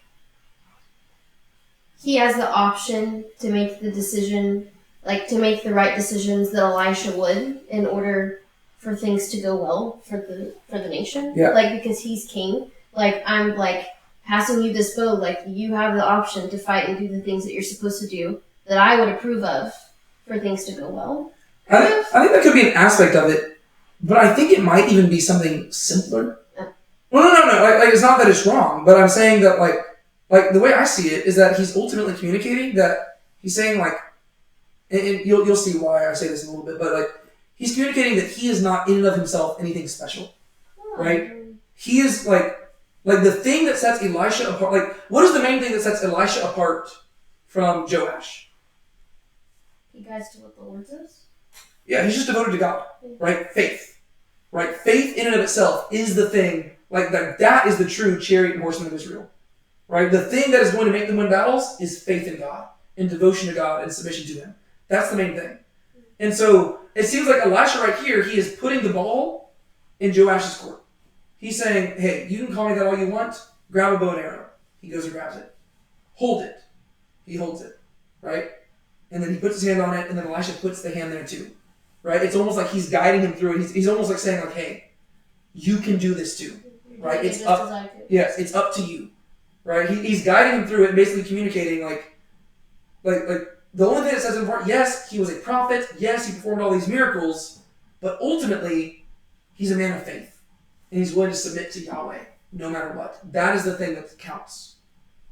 So now he says, open the window toward the east. And he opened it. Right? And so you see how it's like almost like a passing of the torch? Yeah. Where it's literally, do this, he did it. Do this, he did it. Do this, he did it. And Elisha's literally guiding him through this. Why do you think he's opening it towards the east?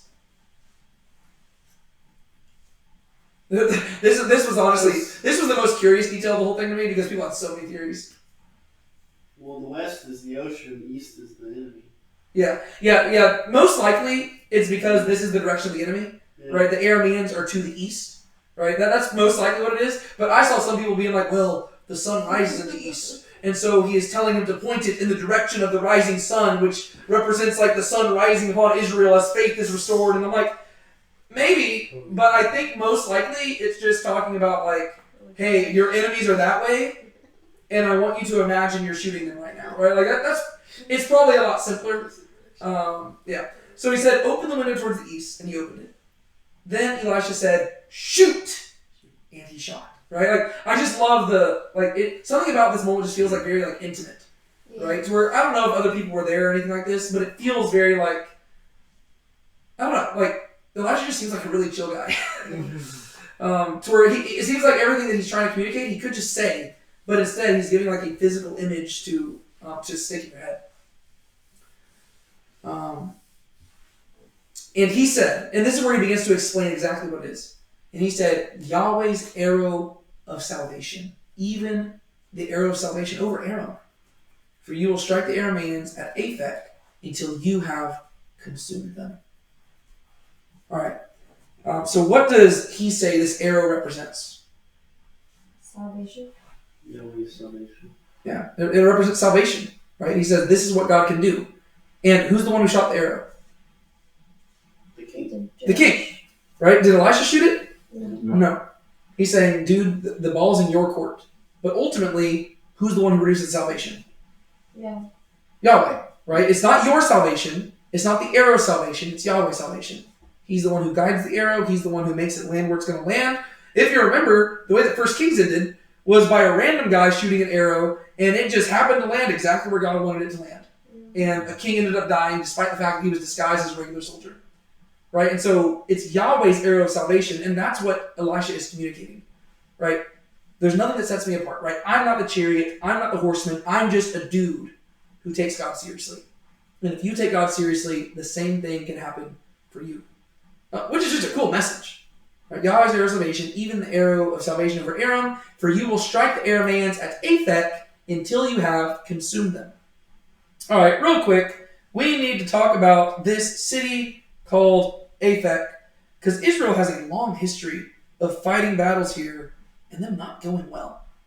And so real quick, I don't know how quick it'll be. We'll see. I do want to take a look at these.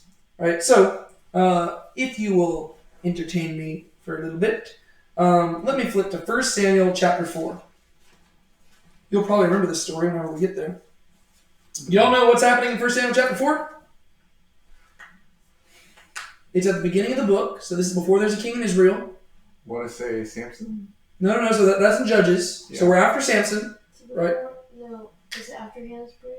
Yep, it's after Hannah's prayer. So Samuel's alive. I'm getting y'all to deduce things here. So it's before there's a king. After the call of Samuel? It's shortly after the call of Samuel. Yes. Like, 1 Samuel 3 is the call of Samuel. Is that where the priest dies? Yes, he dies at the end of this chapter. He's fat, he falls off. Why did he die? Well, Samuel predicted he would die, right? Yes, but do you remember what events led to his death? Didn't it have to do with the ark? No, yes, his sons died. His sons died, but specifically his sons dying wasn't the thing that made him fall over. It was the Ark of God being captured. Right. And guess where that happened at? Aphek. Right? 1 Samuel chapter 4. Thus the word of Samuel came to all Israel. Now Israel went out to meet the Philistines in battle and camped beside Ebenezer, and the Philistines camped in Aphek. And the Philistines arranged themselves to meet Israel. Then the battle spread, and Israel was defeated before the Philistines, who struck down 4,000 men on the battlefield. And then they say, let's get the Ark of the Covenant. And they go battle again, and they lose again. Right? This is significant because, keep in mind, they were treating the Ark of the Covenant like it was some special device that would help them win a battle. They were treating the Ark of the Covenant as if it was the chariots and horsemen of Israel. Right? Yeah. And then the Ark of the Covenant ended up being taken away. Right? And then God's the one who brought it back because salvation belongs to Yahweh. Right? But they lost that whole battle. Right here, Elisha says, I ain't no horse and chariot. I'm just a dude. Right? The arrow belongs to Yahweh. He's got to be the one who wins. And so you need to trust him to win the battle. If you go a little bit later on, 1 Samuel chapter 29, who's the king by the time you're in 1 Samuel chapter 29? David? No, it's Saul. Yeah. 1 Samuel 29? Yes. So David's on the run at this point. Yeah. Right? Then the Philistines gathered together all their camps to Aphek, while the Israelites were camping by the spring which is in Jezreel. And the lords of the Philistines were proceeding on by hundreds and thousands, and David and his men were proceeding on in the rear with Achish, right? So this is actually when David was living with the Philistines. And remember, this is whenever they're going to battle, and the Philistines are like, whoa, we don't like that David's kind of with us, because what if David betrays us in the middle of the battle and goes and fights for Saul? And so they say, David, you need to go back home. And so they send David back, and then they fight against Saul. And how does that battle go? Saul dies, right? Once again, Aphek not looking super duper good. And then, once again, 1 Kings chapter 20. Who's the king in 1 Kings chapter 20? Anybody know? No. So this is near the end of 1 Kings. It's already a divided kingdom. Okay, he's dead.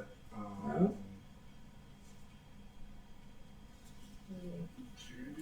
This is Ahab. Ahab, king of Israel. Wow. Okay. So this is the guy who worshipped Baal. His wife was what's her name? Jezebel, right? Oh, yeah. 1 Kings chapter 19 ends with Elijah putting the mantle on Elisha, right? So he is indicating that Elisha will be his successor. 1 Kings chapter 20 details Ahab going to war with Aram. And in verse 26 we read, Now it happened at the turn of the year that Ben-Hadad mustered the Arameans and went up to Aphek to fight against Israel. Now the sons of Israel were mustered and were provided for and went to meet them. And the sons of Israel camped before them like two little flocks of goats, and the Arameans filled the land. They're outnumbered. Hey, kind of like this story. Right? It's very similar. Then a man of God came near and spoke to the king of Israel and said, Thus says Yahweh, because the Arameans have said, Yahweh is a God of the mountains, but he is not a God of the valleys. Therefore I will give all this great multitude into your hand, and you shall know that I am Yahweh. Right? So Ahab is told, you're going to win this battle. So they camped. One opposite the other 7 days. Now it happened that on the seventh day of the battle was joined, and the sons of Israel struck down the Arameans, 100,000 foot soldiers in one day. Victory. But the rest fled to Aphek into the city, and the wall fell on 27,000 men who were left. And Ben-Hadad fled and came into the city in the inner chamber. Then his servant said to him, Behold now, we have heard that the kings of the house of Israel and the kings are kings of Hesed. Please let us put sackcloth on our loins and ropes on our heads and go out to the kings of Israel. Perhaps he will preserve your life. So they girded sackcloth on their loins and put ropes on their heads. And they came to the king of Israel and said, Your servant Ben-Hadad says, Please let me live. And he said, Is he still alive? He is my brother. Now the men interpreted this as an omen, and hastily catching his word said, Your brother Ben-Hadad. Then he said, Go bring him. Then Ben-Hadad came out to him, and he took him up into the chariot. And Ben-Hadad said to him, The cities which my father took from your father I will return, and you shall make streets for yourself in Damascus, and as my father made in Samaria. And Ahab said, And I will let you go with this covenant. So he cut a covenant with him and let him go. So in that story, Ahab came so close to victory, right? I mean, he won the battle, but he didn't wipe him out. And by the end of the story, he does something unthinkable. He makes a treaty with them, right? Which is not what God wanted them to do. And so, long story short, Israel and Aphek have a rough history, right? And I just think that little stuff like that's cool because all of those stories tie into what's happening right here, right?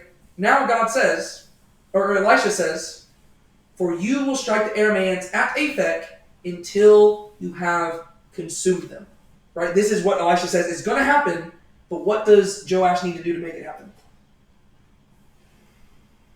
If you know a George Michael song, you know the answer to this. You just gotta have faith, the faith.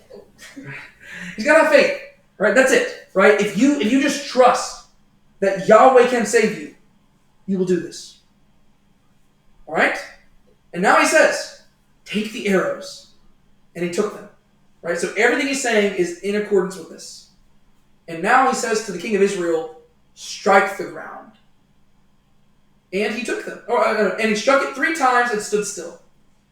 Now this is the part where it gets confusing. What do you think? I mean, in a second he's going to explain it. But it seems like Elisha expected the king to know what was going on here. What's the deal with that?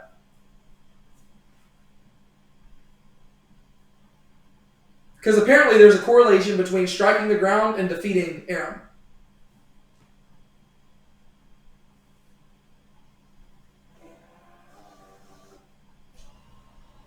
How is he supposed to arrive at this conclusion? It does seem like a little bit of a logic puzzle. But I think if you can picture it in your head, it makes it a bit easier.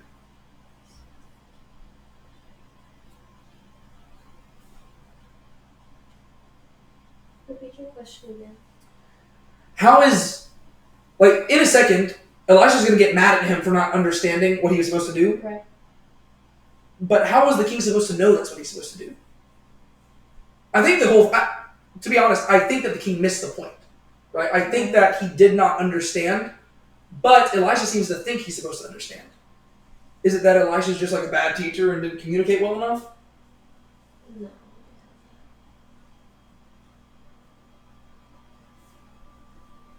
Well, y'all think about this. I'm actually going to look up, like, I know my answer to this. I want to see what other people say.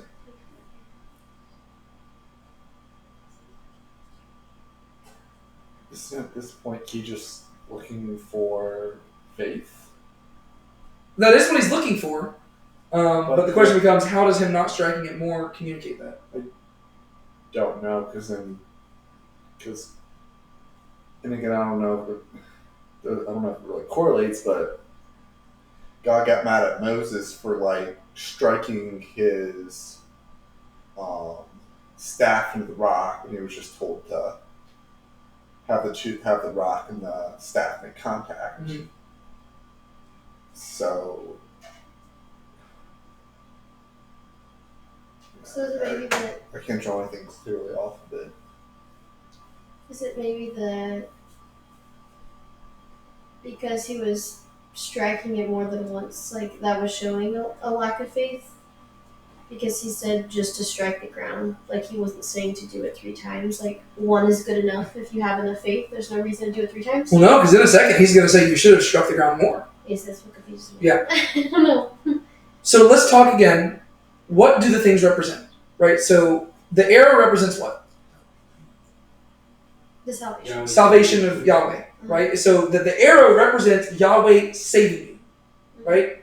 And whenever he shot it out the window, he was metaphorically shooting it at who? The enemy. All right. Now, was the enemy out there? No. No. So where did the arrow probably land? The ground. On the ground. So the ground represents The enemies. the enemy. And so now he says, strike the ground.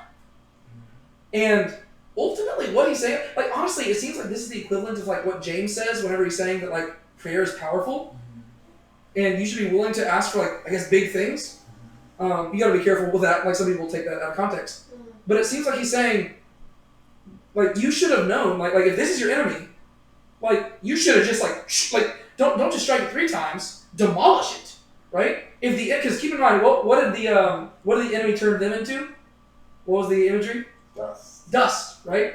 If the enemy has turned you to dust, you take that arrow and you turn that ground into powder, right? Like it's almost like that's what Elisha expected, right? If this is God's salvation and all you have to do is trust Him.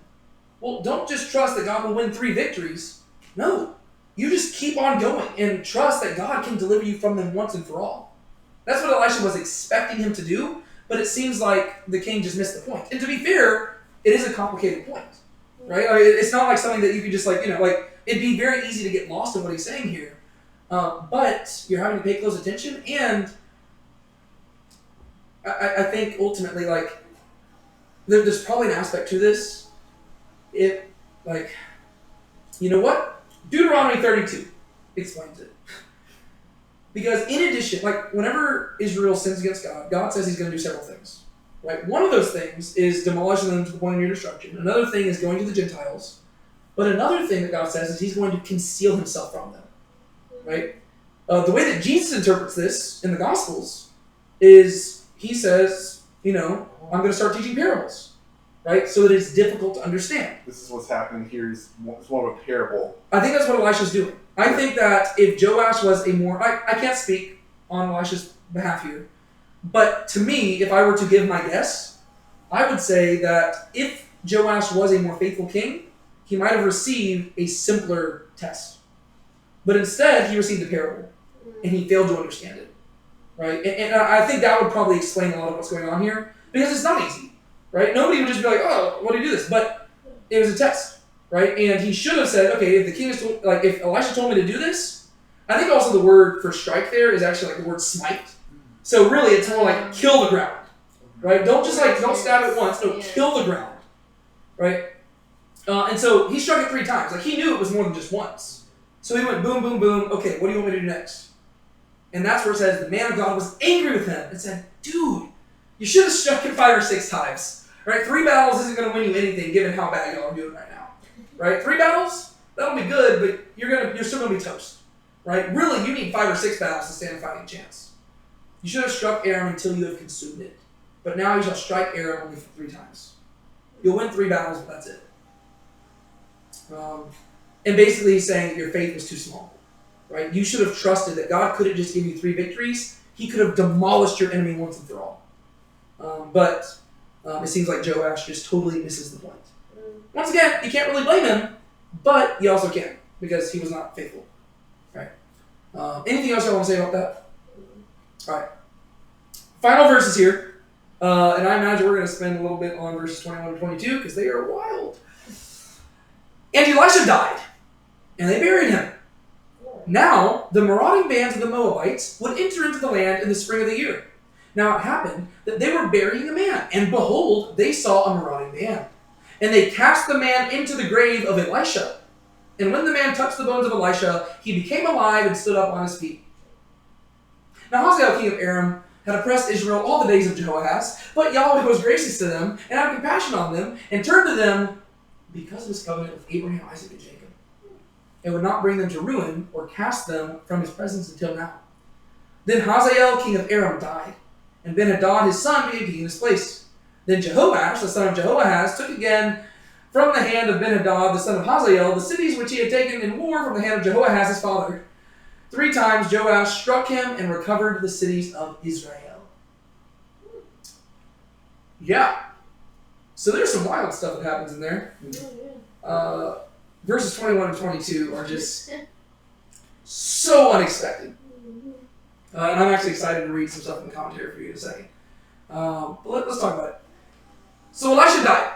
Talk about lack of fanfare, right? I mean, Elijah, he had a whole chapter dedicated to him majestically crossing the Jordan River and being taken up into heaven. And it's oh yeah, by the way, Elisha died. It's oh, okay. You're just having a conversation with somebody. And then the next verse is he's already dead. Yeah, and he's buried, right? We don't read about the burial. We don't read people mourning. The only reason that we are told this is to explain why his bones are in the grave later. Right? That's it. Right? Which is just kind of funny. So Elisha died and they buried him. Again, that's judgment on the land. Right? They have rejected their prophets, they have rejected their God, and now they're left without a prophet. And they're left without a temple. Right? So this is in many ways the destruction of the temple. For Judah, the destruction of the temple and the exile are going to take place on the same day. For them, it takes place a little earlier, right? Elisha dies. But here's what's cool. Even in his death, he's a life giver. Remember how we talked about this early on in Elisha's ministry? We talked about how every story early on was Elisha stepping in and he was like intruding on a culture of death. Right? Every story involved death in some way, and Elisha was the one who invaded in and was a source of life. And everywhere he went, he was offering life. What's cool here is that he's still giving life, despite the fact that he's dead. And there's significance to that. Now, the marauding bands of the Moabites would enter into the land in the spring of the year. Right? This is just a thing. People would have certain times when they would go to war, and apparently the Moabites decided, this is whenever we're going to go into Israel, and we're going to, steal stuff. And at this point, Israel is so crippled and small that they don't stand a fighting chance. Fun fact, Jeroboam II, he's actually going to be a really good king, and he's going to make Israel, wow, I just realized he's going to make Israel great again. Which is funny because that was the whole joke about, but he's actually going to be a really good king politically speaking, but spiritually speaking, he's trash. But we're not there yet. Right now, the Moabites, they're going into the land, they're marauding, and there are some people burying another guy. Right? We don't know the name of this guy. He's another dude who had died. And it happened that they were burying a man, and behold, they saw a marauding band. You can imagine this, right? There's a funeral going on, and they're just getting ready to stay in the funerary rite. They're about to bury the guy. They look up, and there's a marauding band of Moabites coming their way, and they're like, guys, we do not have time for a funeral anymore. Let's just find an empty tomb, an open tomb, and just throw this guy in there. Right? They're just gonna ditch him so they can get out of it, because they gotta hightail out of there, or else they're gonna get killed by these Moabites. Right? So in the last ditch effort, they're hey, look, there's a random tomb. It seems like they don't even think about the fact that it's Elisha's. I don't know why it's open. That's confusing. That's interesting to me. Unless maybe it was I guess it's possible that maybe it was just covered with rocks, and so they were able to just move it and something. It was something where it was quicker, right? So they were burying the man. Behold, they saw a marauding band, and they cast the man into the grave of Elisha. And you would not believe what happened next, right? The guy's guys, don't leave me. I'm coming with you. It's wait, what? And when the man touched the bones of Elisha, he became alive and stood up on his feet. In that moment, they forgot about the marauding bands. They're just guys, if the marauding bands get here, let's all just jump in the tomb. It's they can't kill us if we're in there. No, yeah, so this guy, again, we don't know his name. We don't know anything about him. This is the last time we hear about Elisha. What a cool way to go out. Yeah. Right? Your bones are bringing people back to life. What do you think the significance of that is? Just a cool story? Well, further draws on that he was the moving temple of a portable temple. True. Yeah. Yeah. So it's almost like Yahweh's presence defies life and death. Yep. Mm-hmm. But also, I feel I don't know if this is what the author was going for, but something I thought of. Before the whole interaction that he was having with Joash, is that the right name? Mm-hmm. Okay. The whole interaction he was having with him, with the whole bow and arrow thing, was him telling him that it's not him physically that is cool, him being alive and walking around and doing all of that and being the prophet, that God is the one who is providing salvation, and God is the one who's working through him. And now he's literally bones, he's dead. So he really can't be doing anything. So the only answer to anything happening is because God is literally working through him, even in his bones. Yeah. It's funny, I could almost see this going both ways. Where it's on one hand, yes, it obviously is God, but you can see how other people are I don't know, dude. It seems like it's you, because your soul ain't even there anymore, and you're still performing miracles. But let me read you, I'm going to read you a little lengthier thing. I know it's already 9 o'clock, but we'll be able to get through the rest of this somewhat quick. I want to read you a section of this thing, just because a lot of stuff he says here is really good. This chapter, I really like the end of it, especially, but the other stuff's good too. This chapter provides a sobering view of Israel's history. For a third of his long story, the narrator of 1st and 2nd Kings focuses on the ministries of Elijah and Elisha. Right? 1 Kings 17 through 2 Kings 13. Right? That's a pretty big portion of the book. These prophets carry out successful ministries of renewal, calling Israel back to worship of Yahweh, forming communities of the sons of the prophets, anointing Jehu to destroy the house of Ahab, and ministering life to many.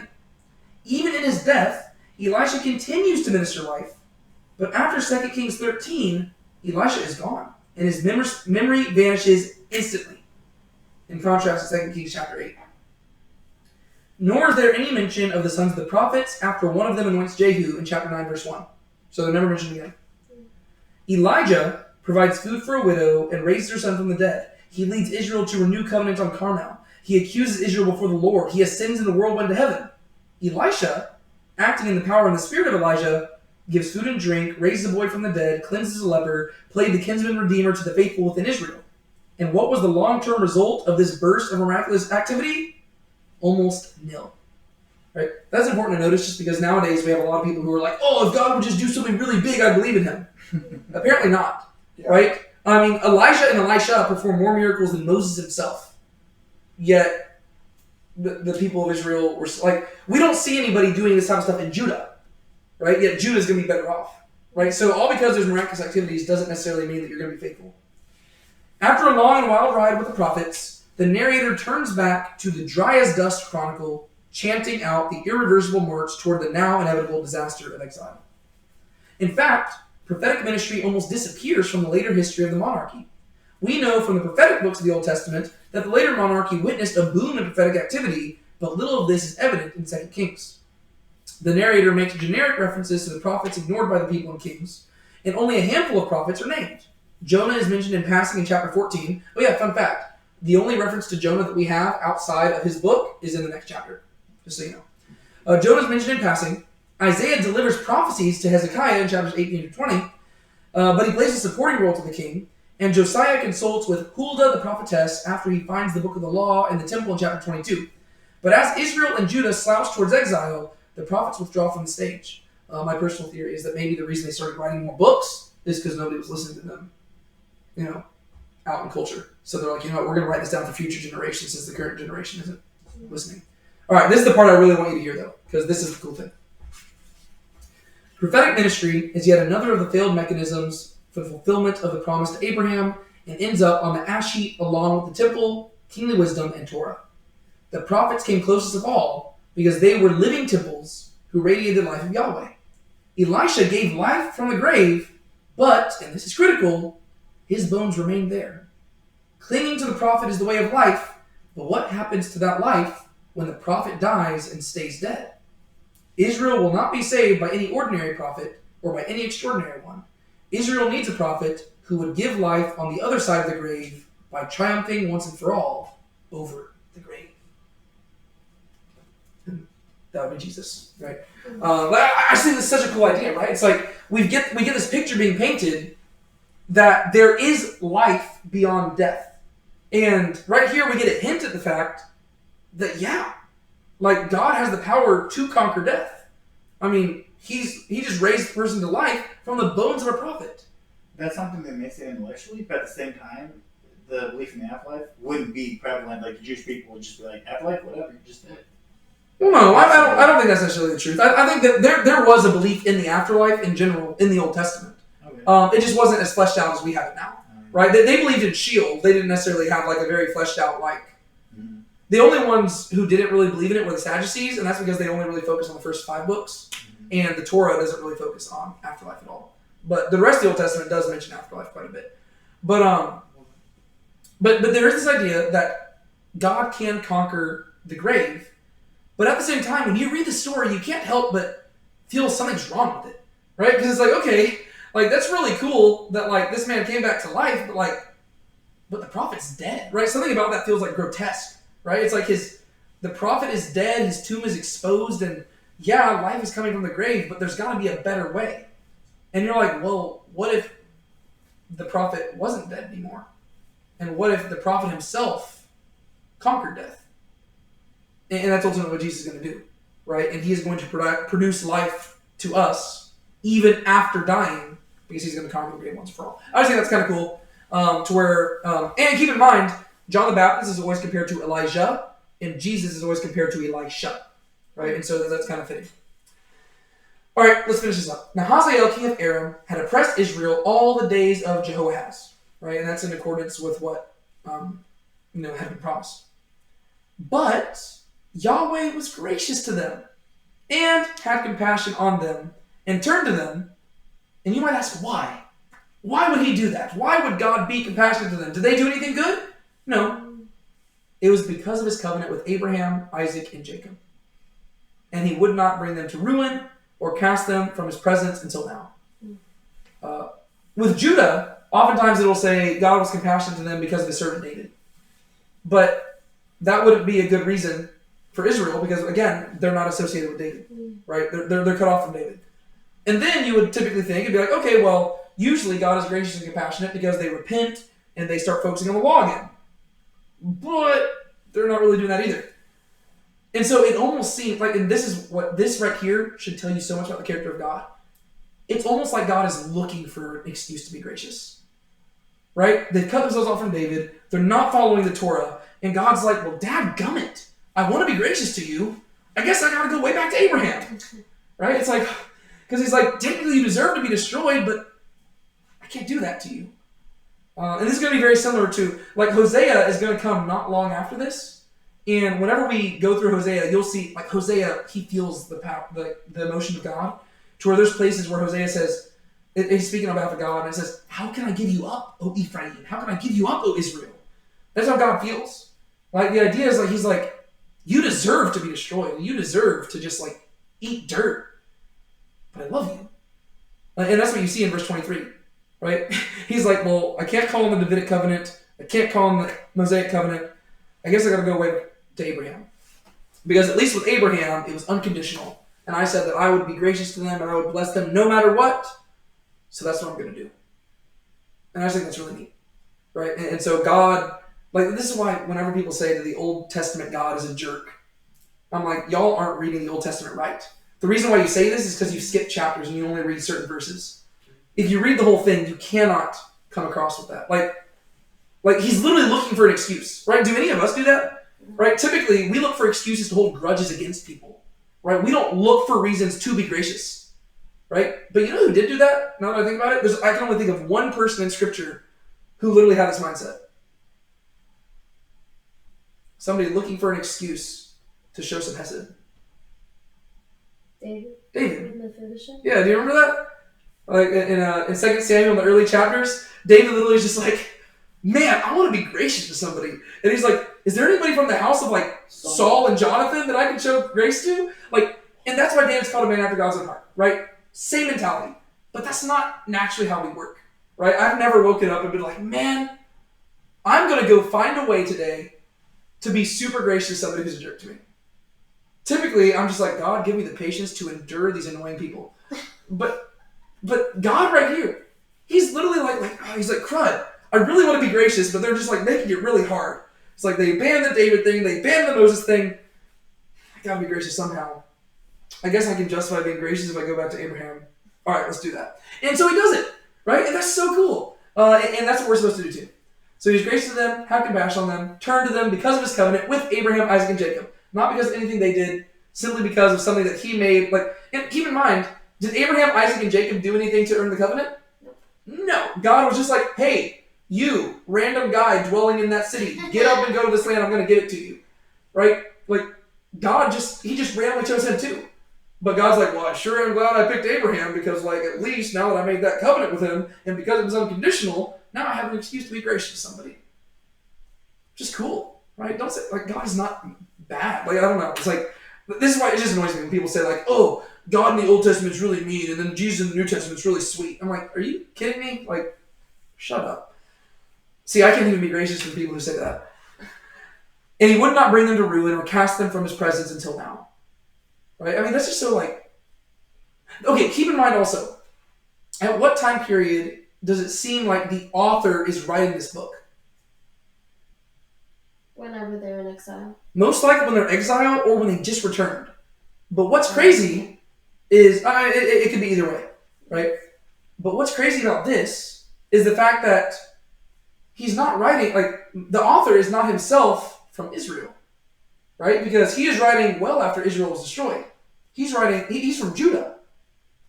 And what's crazy is that whenever the Persians allowed Judah to return from exile, we don't ever read about Israel returning. But you see what the author says right here? He would not bring them to ruin or cast them from his presence until now. Right? So even at this time period, like whenever he says until now, he's talking about like returning from exile. And he's telling people like, hey, I know that we're the only ones who returned, but God still has not abandoned Israel. Right? Even to this day, he's still with them. Right? That's just really cool. Right? That's just like, it's really comforting, the fact that like they have that faith in God. Would we credit the author? There's different theories. Okay, so there's not like anything. I think some people like hold that it was like Isaiah. Okay. And that's mainly because there are certain chapters, like there's a relationship between Kings and Isaiah for sure, because there are like 3 chapters in Isaiah that are literally just the same exact chapters from Kings. So there's some relationship there. But the issue is that Isaiah, he was not alive during like the exile and stuff like that. And so it could be that somebody came and took some of Isaiah's stuff, or there's something interesting going on there. It could be that he wrote part of it and somebody else finished it. Then Hazael, king of Aram, died, and Ben-Hadad, his son, became king in his place.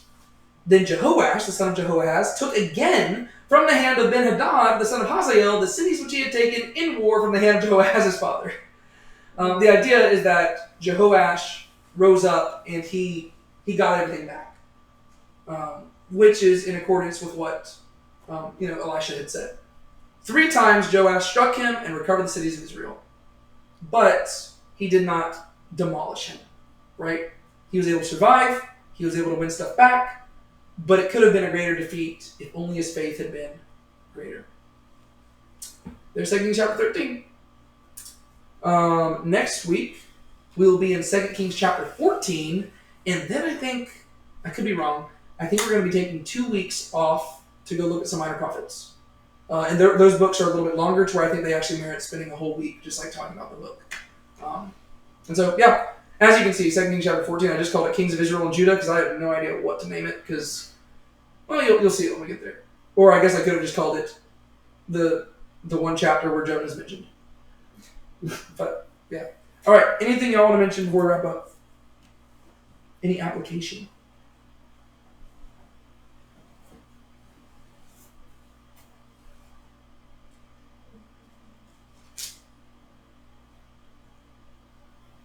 Just gotta have faith. I guess I would say try to be more gracious to people, even though it's like hard and people are jerks. Yeah, that verse at the end is just so sweet to me. It's just like, it rings the character of God. Like, if you just like stop and consider the implications of it, to where it's just like, he's just looking, he's like, oh man, he's trying to justify how he can be gracious without like, I don't know, being too unbiased. He's like, oh, I gotta justify it somehow. Oh yeah, there's that covenant. Like, I think that's really cool. We should definitely do that. Yes, sir. God can use each and every one of us. Yeah, he can use each and every one of us, right? You don't have to be a prophet. Even if you, Yeah. Well, It doesn't hurt to be broken. So today, was that? It doesn't hurt. It doesn't hurt? I don't know. Ask the prophets. It seemed to hurt them quite a bit. No, actually, this brings to mind something that we always joke about in this Bible study group. But on Tuesdays during lunch, I'm leading a Bible study with my students, and we're going through 1 Samuel. And today we are in chapter 10, which is where Saul is anointed king. And if you remember, that's the story where whenever he leaves Samuel, he ends up, the Spirit comes upon him and he starts prophesying. And people say, is Saul also among the prophets? And the whole proverb that they say there is more like an adage. It's communicating the same thing, right? To where everybody's like, oh my gosh, if God can use Saul, he can use anybody, right? It's like, because Saul, he don't have a spiritual bone in his body. He didn't even know what Samuel looked like. He was just looking for some random man of God, and he walked up to, do you remember that story? It was so funny. What's that?